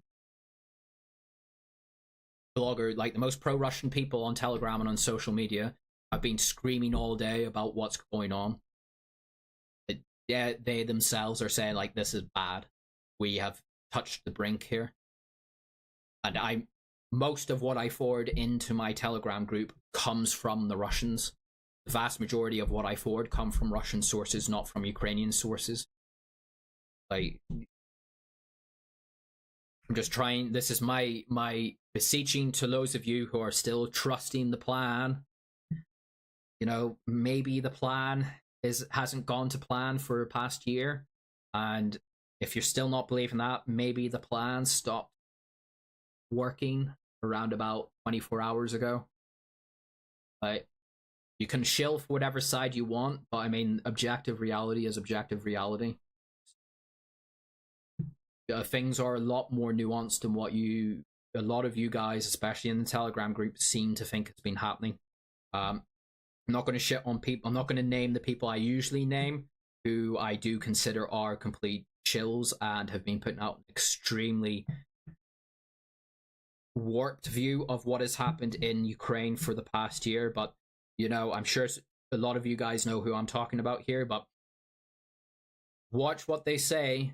And if they just write off what has happened the past 24 hours is like something you don't need to consider, or like it's just a flash in the pan, or the plan is going to fruition, like, give your head a wobble and think, are these people really saying what they actually believe because they are true believers, or because they are actually viewing what's happening and they're thinking critically about it? Because what's happened past year is like, the past 24 hours especially is being like, this has been the biggest challenge to Vladimir Putin, to the stability of the Russian state since the constitutional crisis in 1993. And in 1993, Russian army tanks drove up on bridges in the center of Moscow and shelled in full view of the international media and in front of the Russian people, is those tanks shelled the Russian parliament. That is the territory that we were approaching today, and potentially still are. It all depends on what happens in the hours and the days to come. So it's just some things to think about. This is me beseeching you to reason. Those of you who need to hear it. And I know that a lot of you, like I say, seem to think I'm like a massive pro-Ukrainian shill or this or that or whatever. But like, I would like to have imagined that a lot of my commentary over the past year has just been one of complete astonishment and disappointment at what Russia proven to be. Like, because I'm pretty anti-Western. I don't agree with what's happening in Ukraine. I view it all as a tragedy. But do you think I want Russia to collapse? And the only alternative to what we have in the West is to be Chinese communism or Islam? If you think that's my worldview, like, have you been following what I've been saying for the past year? Like, Russia, as it is currently constituted, is not this based right-wing nationalist conservative state that a lot of you people seem to think it is. It might put out rhetoric like that, but in practice, it's very far from that. If Russia was this based conservative, pro-natalist, Christian, but also accommodating to its indigenous Muslim communities, you know, if it was this traditional state that a lot of people seem to think it is, yeah, maybe I could actually justify shilling for Russia, but I can't because it's not. Will this be the steps to make it that? We will have to wait and see. But like, as I said in a post that I did yesterday, I am a Slavophile. I like Russia. I like Belarus. I like Ukraine. I like Russians. I like Belarusians. I like Ukrainians. I'm friends with people from those countries. I like the history. I like the culture. I like their wacky antics, their zany traditions. I don't want to see them kill each other. It's a tragedy that Russians and Ukrainians are killing each other. I don't want to see Russians start tearing strips from each other. One, because of the tragedy of these people killing each other, but two, because who's going to benefit from that is going to be, I can't say the slurs that I want to say, but it's going to be people in San Francisco. I would like strong powers out there that will push back on the social and cultural norms of San Francisco from taking over the planet. So, I've probably forgotten a whole bunch of stuff that I was looking to say, but it's been a long stream and I've rattled off as quickly and as tangently as I can. So with that, I'll have a quick look through. Dmitry Peskov, the spokesperson for the Vladimir Putin, charges have been dropped against Prigozhin, who will leave for Belarus. That's probably a certain caveat that Lukashenko has put in there. Wagner fighters who did not take part in the uprising will sign contracts with the MOD. Wagner fighters who did take part will not be charged. No word on potential MOD leadership changes. So that has come from Dmitry Peskov in the last few minutes. Interesting on that. Wagner has capitulated to signing contracts with the MOD, but no confirmation of changes at the MOD. I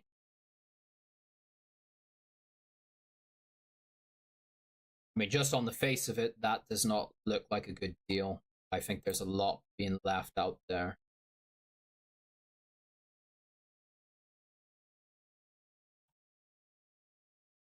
Let's have a quick look and see what else is happening.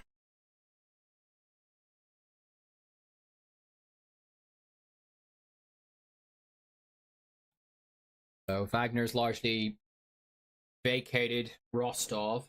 The men are returning to base. So I think this is past the point of no return.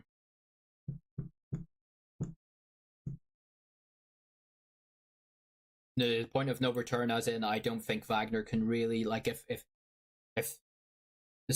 Moscow decides to renege on this deal, I think the time has passed for Wagner to, because enough hours have relapsed, as I am sure that extra reinforcements have been brought into Moscow.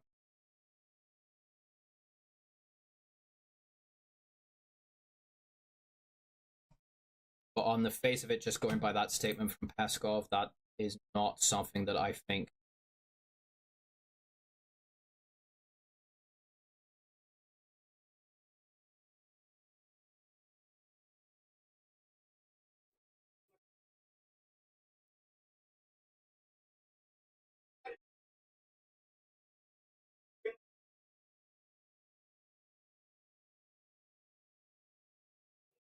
wish I had a translation of that.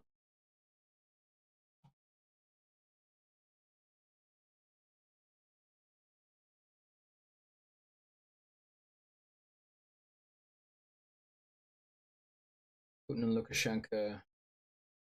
Part of Wagner PMC fighters who initially refused to participate in Prigozhin's campaign will sign contracts with the MOD. The situation was resolved without loss, apart from helicopter shot down.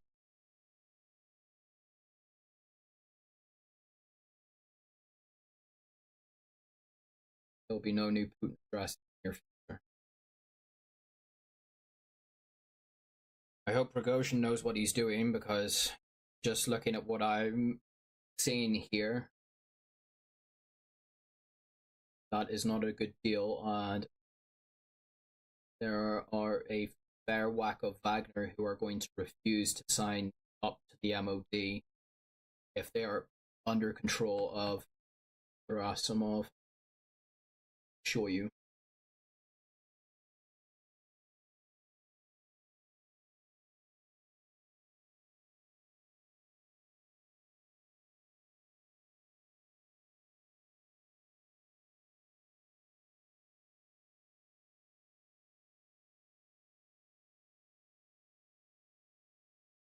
Kind of thinking well, this is just conjecture, complete conjecture on my part. So take it with the caveat. We don't know what the deal is at this stage. We're only getting hints of it. But I'm starting to think, just from what I've read, it might have been better if Wagner did go into Moscow, did not fight, but took up positions around Moscow. So, say that they went into the city, there was no fighting around here, and then they started to set up on Red Square in high-profile places around the city center. Well, then that's leverage that Prigozhin can hold and maintain the hold through negotiations to make sure that whatever he's negotiated in the deal is indeed enacted. Because at the moment it seems that they have agreed a deal, but he's potentially capitulated his leverage to enact that deal.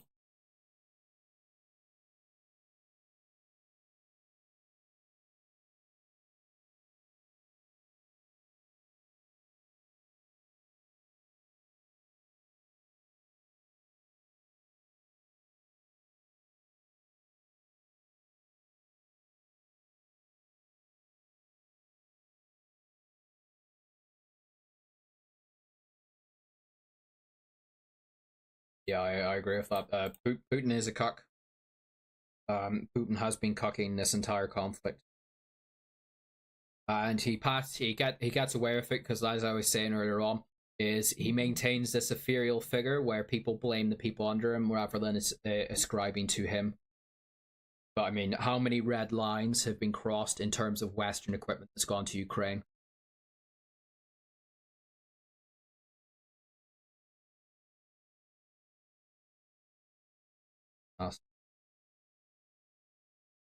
I'm not clock. I actually need to order food.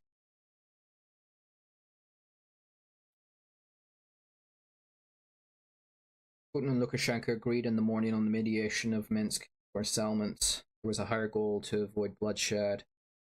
No way affects the course of the special military operation. There'll be no new Putin address.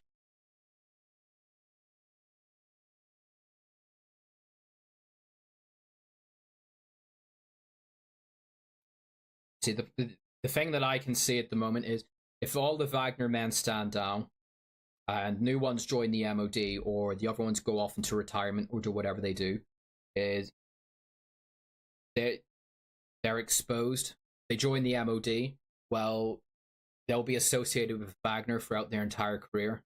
They'll not get promoted. They'll always be treated with mistrust. They'll, they can be quietly dealt with that way.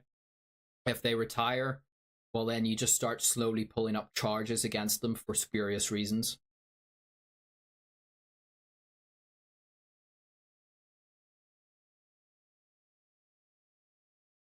But again, with the caveat, this is all speculation on my part because we don't know what this deal actually is.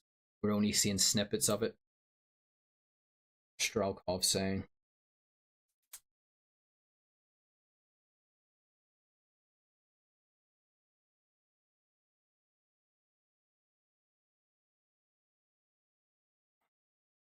The obligatory Strelkov.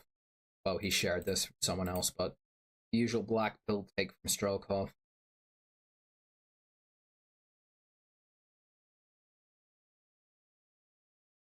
Still don't understand why he hates Prigozhin so much, because both of them seem to be so bizarrely in tune with a lot of what they said. It seems to stem because Prigozhin seemed to have been a subordinate in some regards to Strelkov in Bosnia whenever they were working for the GRU.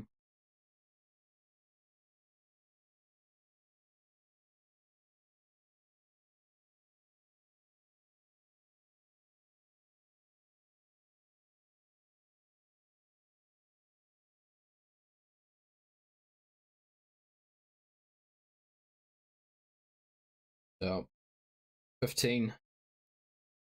There wasn't any bloodshed. There was 15 Russian soldiers, mostly pilots and aircrew, who were killed in today's actions.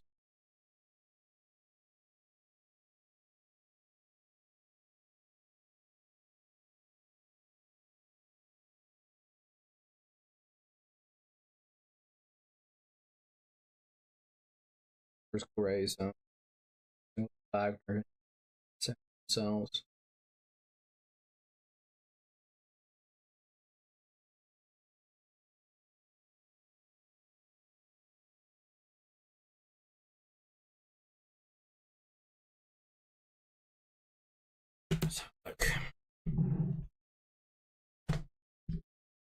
So I've kind of neglected it, but what are you guys saying? I'll have a look. I'll see if there's any super chats. If not, I'll have a look and see what you guys are saying.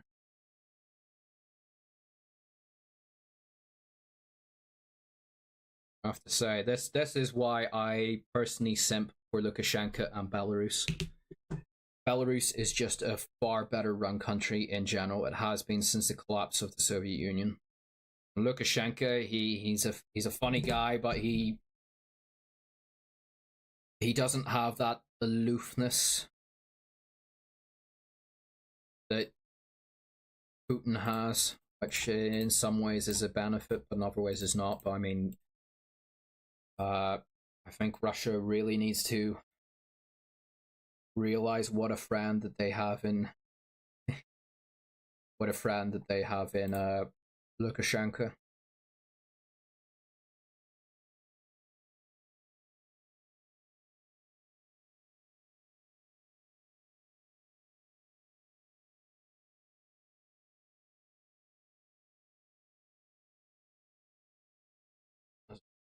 Russia really came to the brink today.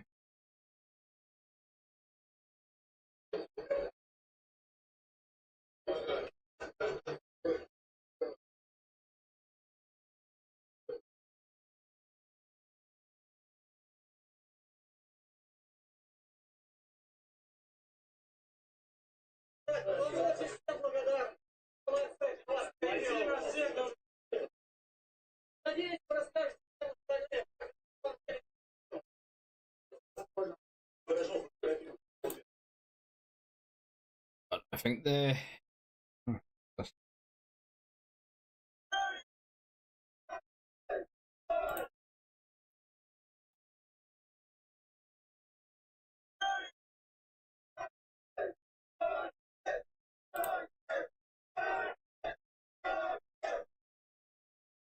know if that was picking up on the mic or not. Let's have a look. What are you guys saying? Michael should get Gonzalez. I don't know if I'd want that because he has a very particular viewer base that I do not want to attract.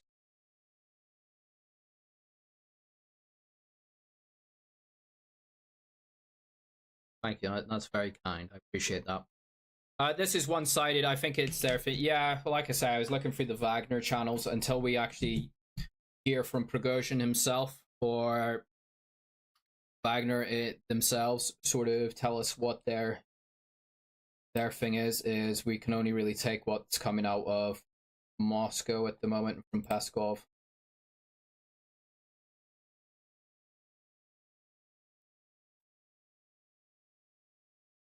But another ramification of this is I can assure you that there's going to be watchful eyes in Astana, in Baku, in Yerevan, and Beijing, Tashkent, Bishkek will all have been watching what has been happening here. Because especially Kazakhstan and those Central Asian states and Azerbaijan, as they have been moving out of Russia's orbit quite a while, and that's picked up speed since February 24th last year.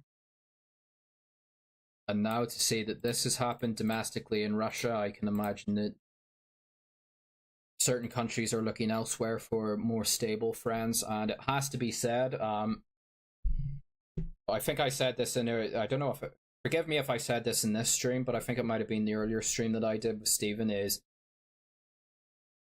picture yourself as a party apparatchik in Beijing who's been there for 30-40 years. You've been working in the Foreign Affairs Ministry or in the Military Commission. You're an advisor to Xi Jinping or someone high up in the Politburo. You've watched this early in your career. You watched the USSR collapsed. And now you've watched this botched war in Ukraine, and now you've watched what is effectively very close to the wire coup, revolt, whatever you want to call it, in Moscow. I can imagine there is going to be a lot of thinking and a lot of planning going on in Beijing about just what their relationship going forward with the Russian Federation is going to be. Because of what's happened, because of the sanctions and stuff, and I know there's going to be a lot of people who will disagree with this, but Russia isn't, it's weathered the sanctions a lot better than what people were expecting, but it is weathered them because it has had to sign up to a lot of very disadvantageous, below market rate deals with particularly China, to a degree India, but particularly with China. And now to have this domestic situation to kick off in Russia, I can imagine that there will be a lot of people in Beijing who will start looking at Moscow and thinking, not only is this a potentially unreliable partner because we don't know who could potentially be in power in Moscow in the year or two, but this is a weak power. This is someone who we can put the screws on to get better deals for oil, for better diplomatic deals for those resources from Siberia.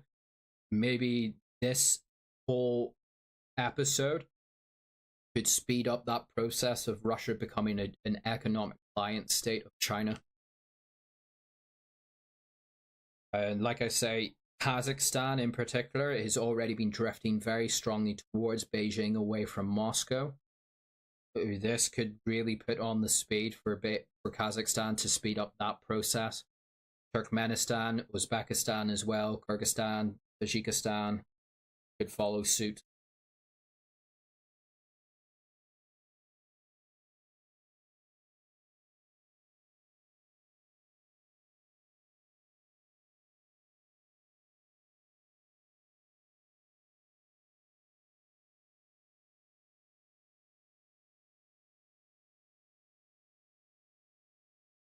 There's that claim again. Rybar says unconfirmed reports of general mobilization on June 26th.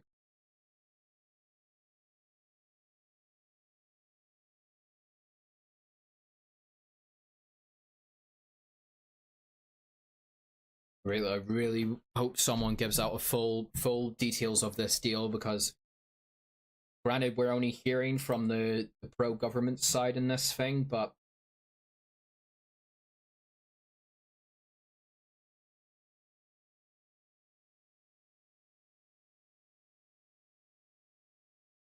Prigozhin is disbanding Wagner. I would like to see whatever assurances he had, because he was on the cusp of potentially taking power in Russia, and now disbanding the only thing that has probably kept him alive.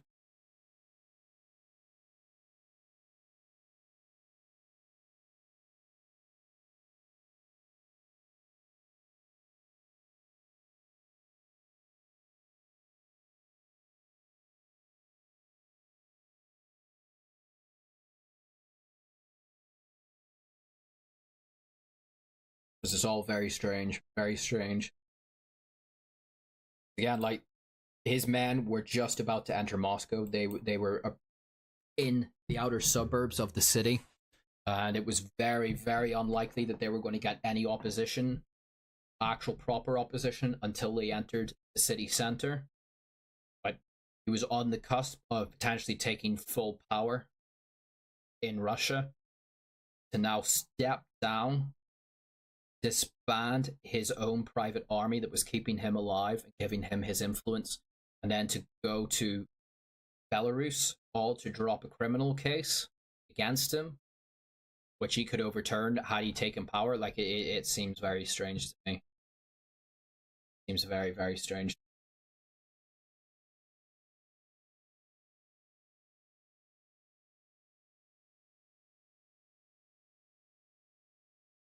I mean, what's he going to do in Belarus?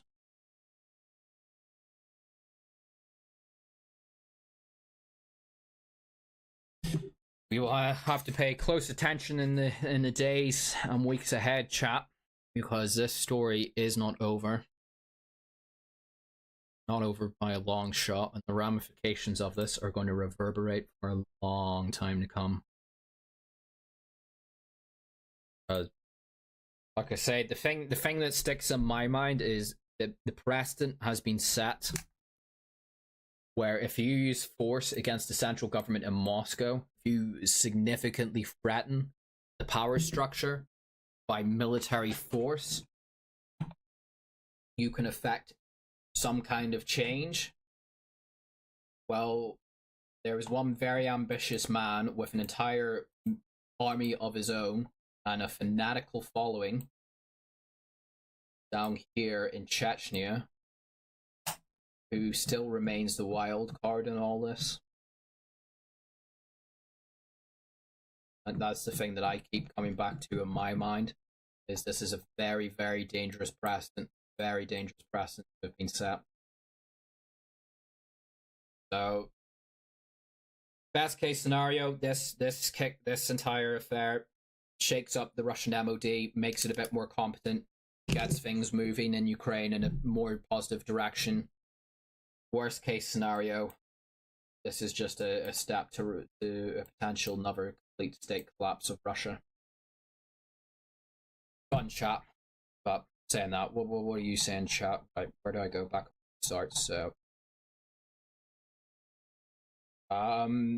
I don't know if all the super chats have been saved. Forgive me if I've missed anyone's out, but I'm just skipping through those to see. Bunker Housing for 100 Swedish krona, thank you so much. What if this was a long con by Putin because it was the only way for Putin to get rid of Shoigu, and you should stream more often? Thank you, I know I should stream more often, but things happen. No, this was not a psyop. You don't shoot down your own helicopters. You don't cause a national crisis. You don't start digging up the main roads to Moscow, mobilizing the police and conscripts, having armed men careen across Russia, all for a performative show. If it is, they really stuck to the bit. But I mean, I think if Putin wanted to get rid of Gerasimov and Shoigu, he could fire them of his own accord. I don't think he needs to put on this show, because the damage to his legitimacy is like I say, I wouldn't be surprised if this is fatal. I think the botched war in Ukraine has already weakened him. This, I think, is a fatal blow to his legitimacy. It might not come today, might not come in the weeks or the months ahead, but I don't think Vladimir Putin is long for the office of President of the Russian Federation. Dig it up for $20 US. Thank you so much. Thanks for the big picture clarity. Thank you. I do try. I know I've been kind of scatterbrained throughout this entire thing, but I'm trying to rattle off a lot of stuff stretching back months in a cohesive manner. I hope it was worth it for you guys. First stream in a while. Omega Sigma for $50 US. Thank you so much. That's so generous. Would it not be possible for Belarus to receive Wagner in the whole, in total, to act as a paramilitary arm of the Belarusian military?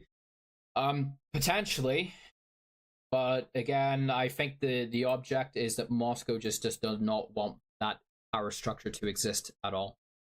If it goes to Belarus, well, now it's out of the direct potential influence of the Russian state, and if it's already potentially almost affected a coup in Russia, I mean, I like Belarus, I like Lukashenko, but Belarus is a lot smaller, lot less distance to carry, and the military is not nearly as developed as the Russian one. So if Wagner very nearly almost took over Moscow, I think Minsk is a lot easier fish to fry. So even for Lukashenko's sake, I think he doesn't want a group of proven coupists turning up in his country fully equipped and all together. So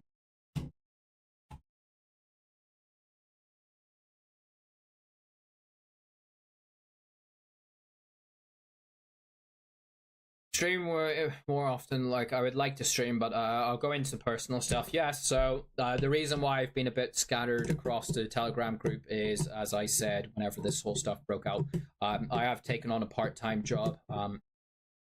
Not complaining, but this stuff doesn't pay as well as it used to do.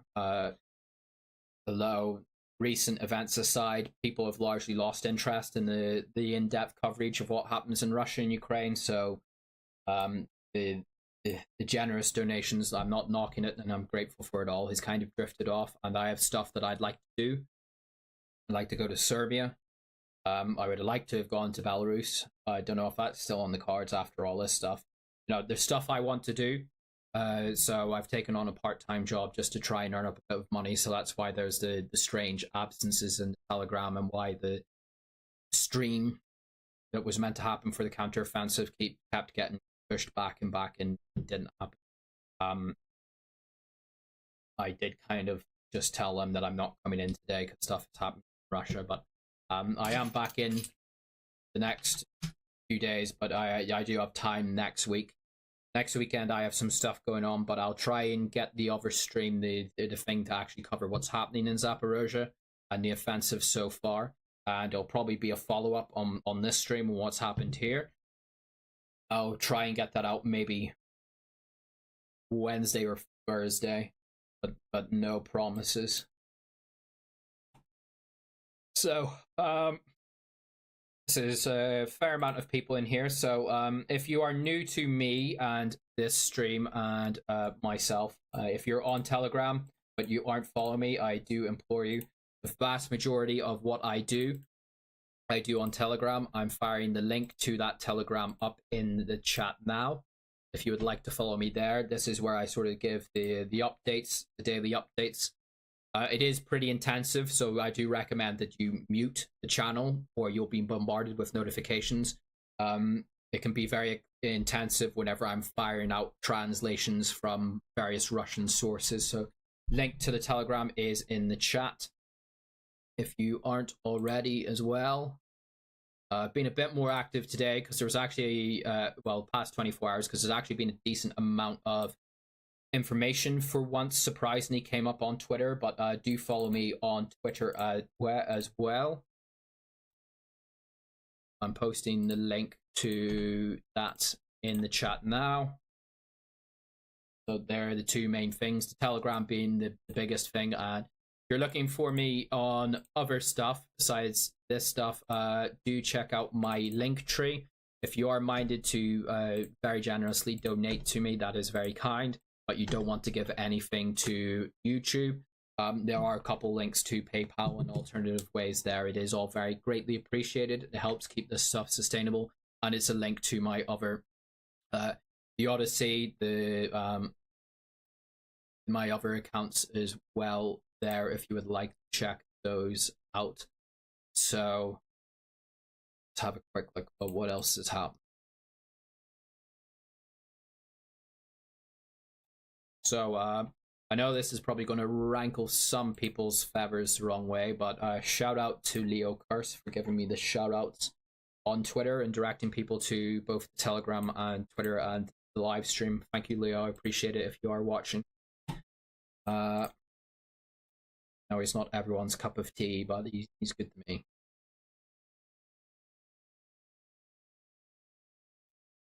What's happening here? What do we got? Oh, we've got a shot of Prigozhin waving goodbye to his man. Caesar bids farewell to his legionaries. He rides off to a comfortable exile in Belarus.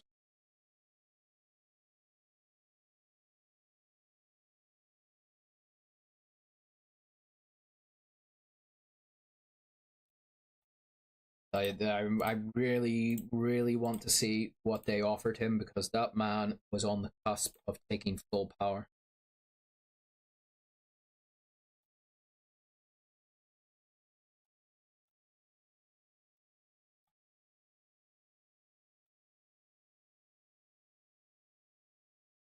So,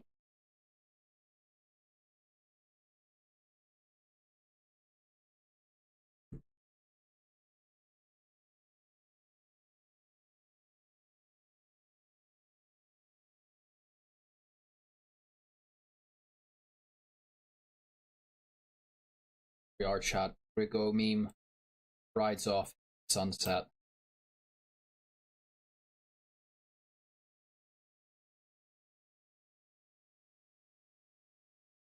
I wonder if he gets to keep his wealth and his property.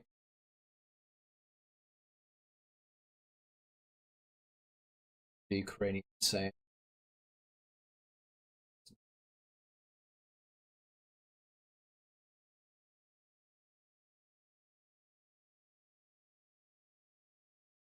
Well, as the dust settles in Russia, I guess now the ball will go over to the response from Zelensky and from Western powers to this entire affair.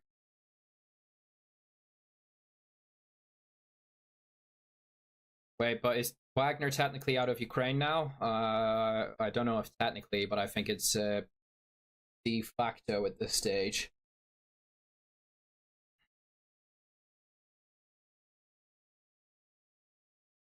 I'm very curious as to what has happened to Wagner detachment in Syria and CAR.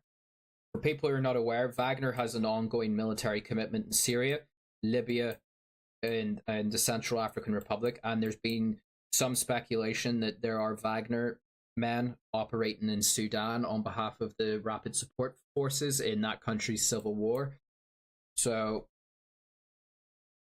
the Central African Republic being the major Wagner operation abroad. I'm curious as to what the status of those men and what those operations going forward will be. Because I don't know if I said it in the stream, but Wagner has operated as a very weighty, very effective organ of Russian geopolitical aspirations abroad. Most of Russian influence in Africa, especially in places like the Sahel, where it's been Wagner that have been pushing out the French and other Western powers. Like a lot of Russian influence in Africa comes from Wagner. So if that organization is now disbanding, what is Russia going to fill the gap with? Strange that Ukraine did not take the opportunity to attack. They did. In the Robotny area, there was a Ukrainian attack today. What is that? Here you go. There was reports a Ukrainian attack in the Robotny area achieved a 1.5 kilometer dent into Russian lines. So the Ukrainians have been attacking today. But I mean, military operations don't kind of operate where, okay, you've been told that something's happened in Russia, everyone, let's go down to the front and fight. They do take a bit of planning. If this thing had gone on for a couple more days, I think we'd probably see the Ukrainians certainly really open up. I think just because of the speed of the events in Russia, it didn't allow the Ukrainians to exploit it as much as they would have liked to.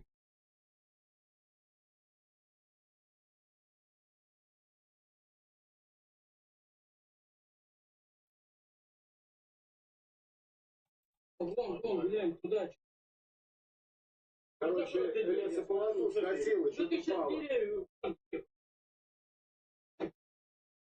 Поезжайте. Вообще прокосило деревья, поломало, вот все кусты стоят. Землю разворошило, какой-то самолет упал. Аля! Дверь закрой! Закрой дверь! Глянь, что у нас? Податный мост. Асфальт разворотило вообще весь.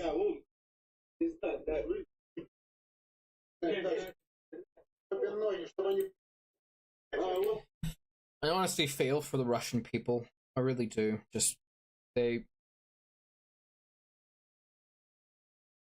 I mean, imagine you were born in the late 70s or the 80s and you've seen the USSR collapse. You went through the catastrophe that was the 1990s. You have a few good years in the 2000s. Then 2014 happens and everything just slowly starts to go downhill. War in Ukraine happens, and now this happens.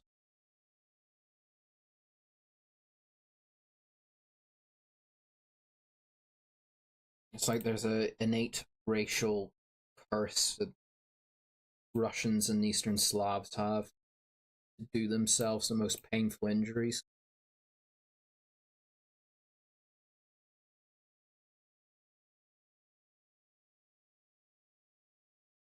Yeah, that was a transport aircraft that Wagner shot down over Voronezh today. In AN-12, I think it was.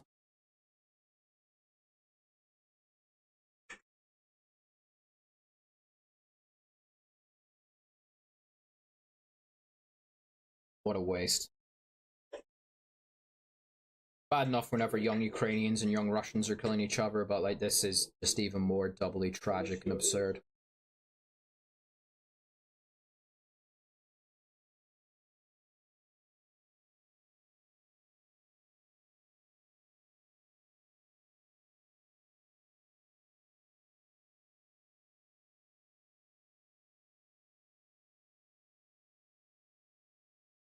It must have been terrifying to have been in that thing as it came down. Absolutely terrifying way to die. And for what?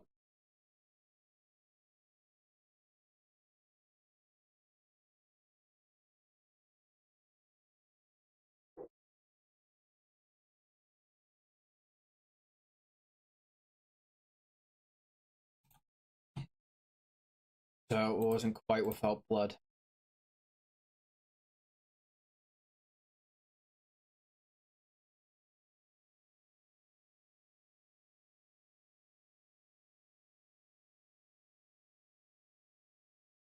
Bit of an optimistic take, because I think one of the big stories that fighter bombers should be taking away from today is that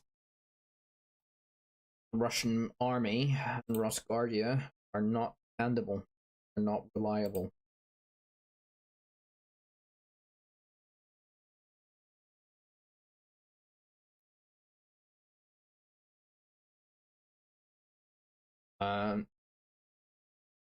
Try as we might to think that this could go the other way, we might be thinking that Soigu and Garasso Cuck might be kicked out of the MOD and the military, and more competent people might come into power. But the opposite could happen, because if Prigozhin has just abdicated all his leverage, we could very well see the situation where the message of today taken by Moscow was that we don't have enough politics in the army. Is that because the army did not stand and fight and in fact defected in many cases to Prigozhin, well, actually maybe we need the officer, maybe we should be appointing officers on the basis that they are loyal as opposed to competent first, which could make what the entire situation even worse. It could be even more disastrous, which would be a nightmare scenario. Because today, because it came so close to the brink, is the only thing that Putin's probably going to be thinking of, and the power structure around him, is how do we make sure this does not happen again, which is understandable for him to think that.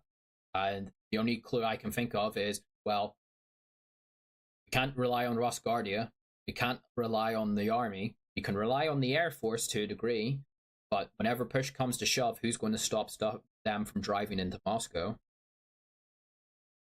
Or you just make the... Are we just going to make the army just even more political potentially out of this? More... It's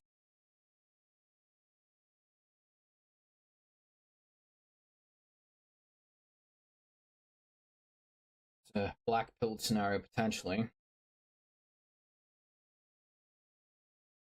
Okay, expectation of change of leadership at the Russian MOD tomorrow. So I'm just kind of rambling here, guys, so unless there's anything you want to fire at me, especially if you would like to throw money at me, I will never say no to that. I am kind of exhausting myself and just kind of walking around in circles here, waiting for new updates to come when and as they do. Although this is a pretty good post by Rybar. If you are on Telegram, this gives a far better and more nuanced take on the roots and what happened today in Russia than I ever can. Because they actually can type in English far better than I do, and they are Russian, so they have a far more nuanced take on the situation than me with my detached way can do. So perhaps that potentiality was the very thing that had Putin shook. Aren't much of the officers in the Russian armed forces loyal to the top brass due to nepotism and for their positions? Well, couldn't they imitate that what Prigozhin just did in response? The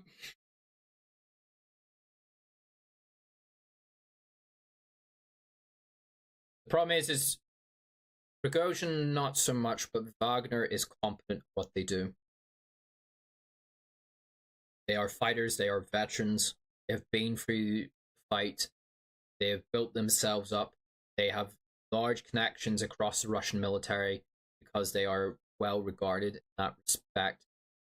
The Russian officers who are nepotistic are not the kind who inspire the loyalty that Prigozhin and Wagner inspires, if you know what I mean. Oh, pardon me. So, I'm not too sure.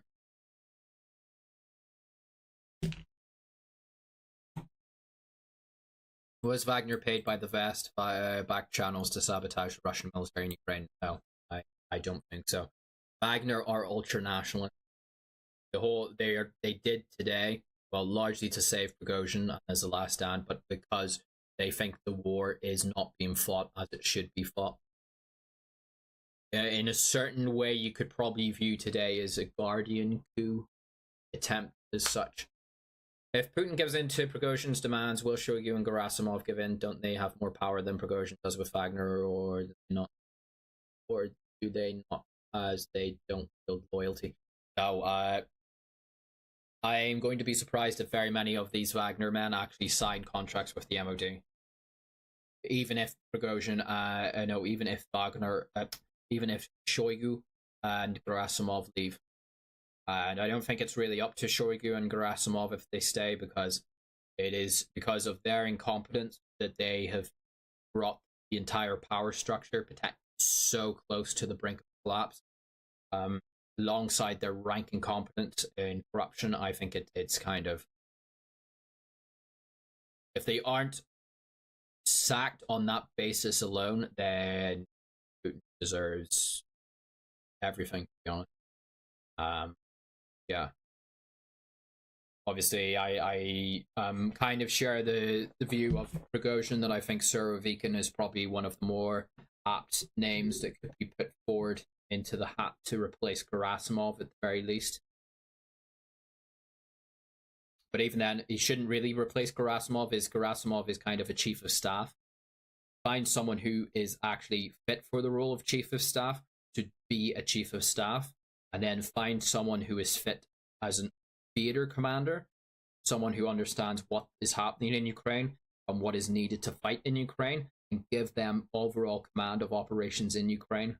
So it's not even so much that you need to replace Gerasimov, it's that you need to find someone who knows what to do to fight the war in Ukraine and to take over that role, which Gerasimov is filling, and then find someone who is an adequate chief of staff to replace Gerasimov as his role as chief of staff.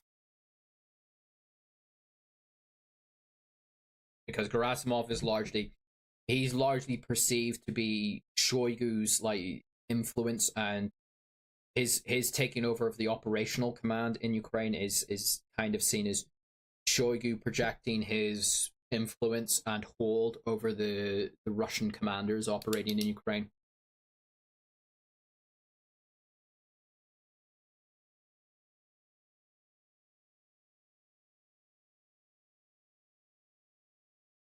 What are your thoughts on relations with the Chechens? I honestly have no idea. Some reports that there might have been skirmishes with Wagner today in Rostov with the Chechens, but the fact is Kadyrov actually even posted since this has all started. He's posted 3 times. What did Kadyrov say? shared Putin's speech. Night will be different, so he very publicly came out in favor of Putin.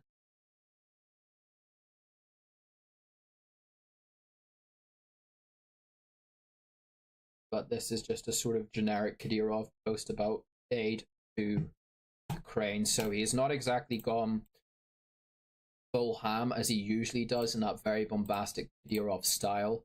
I still think Kadyrov is a wild card. The fact that his men just didn't go straight into Rostov, all guns blazing, is a bit indicative in of itself. But then again, the Chechens aren't exactly renowned for their impromptu bravery. So I think the Chechens are still a wild card. I think they were probably being courted by both sides out of this. Is Putin about to go gloves off in Ukraine? No. I've seen this claim going about a number of times. What can Putin do more in Ukraine that isn't already been doing? Short of dropping nuclear weapons on Ukraine, what can Russia or Putin bring to Ukraine that hasn't already been employed in Ukraine? The problem with Russia in Ukraine isn't so much the equipment; it's the leadership.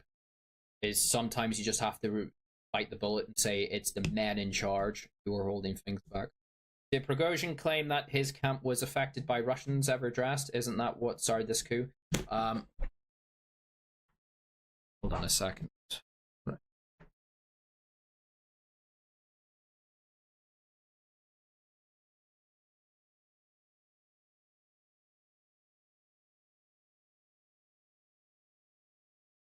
Sorry. Hold on a second. What was I just saying? No, I haven't seen any claims of that so far, and like I say, I'm dubious if it ever happened. That will probably just be one of the things that quietly does not get addressed and drifts off into ether.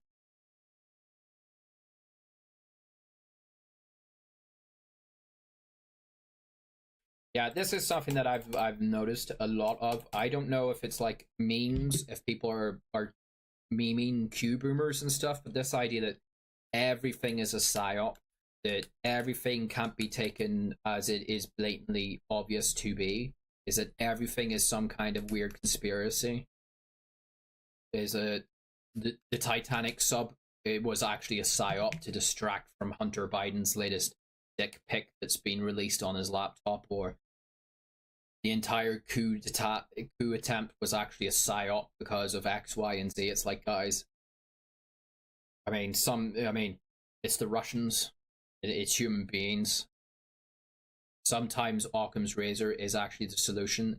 Always keep a bit of skepticism about it, but the amount of people who in the early stages of this stuff who were planting the flag on the hill and being very aggressive by claiming, like, I'm looking at you, Serb Dolphin, claiming that this is all like a psyop and we're all being psyoped by Ukrainians first, and then, oh, it's actually a Russian psyop to lure in Ukrainians into a trap. It's like, guys, really?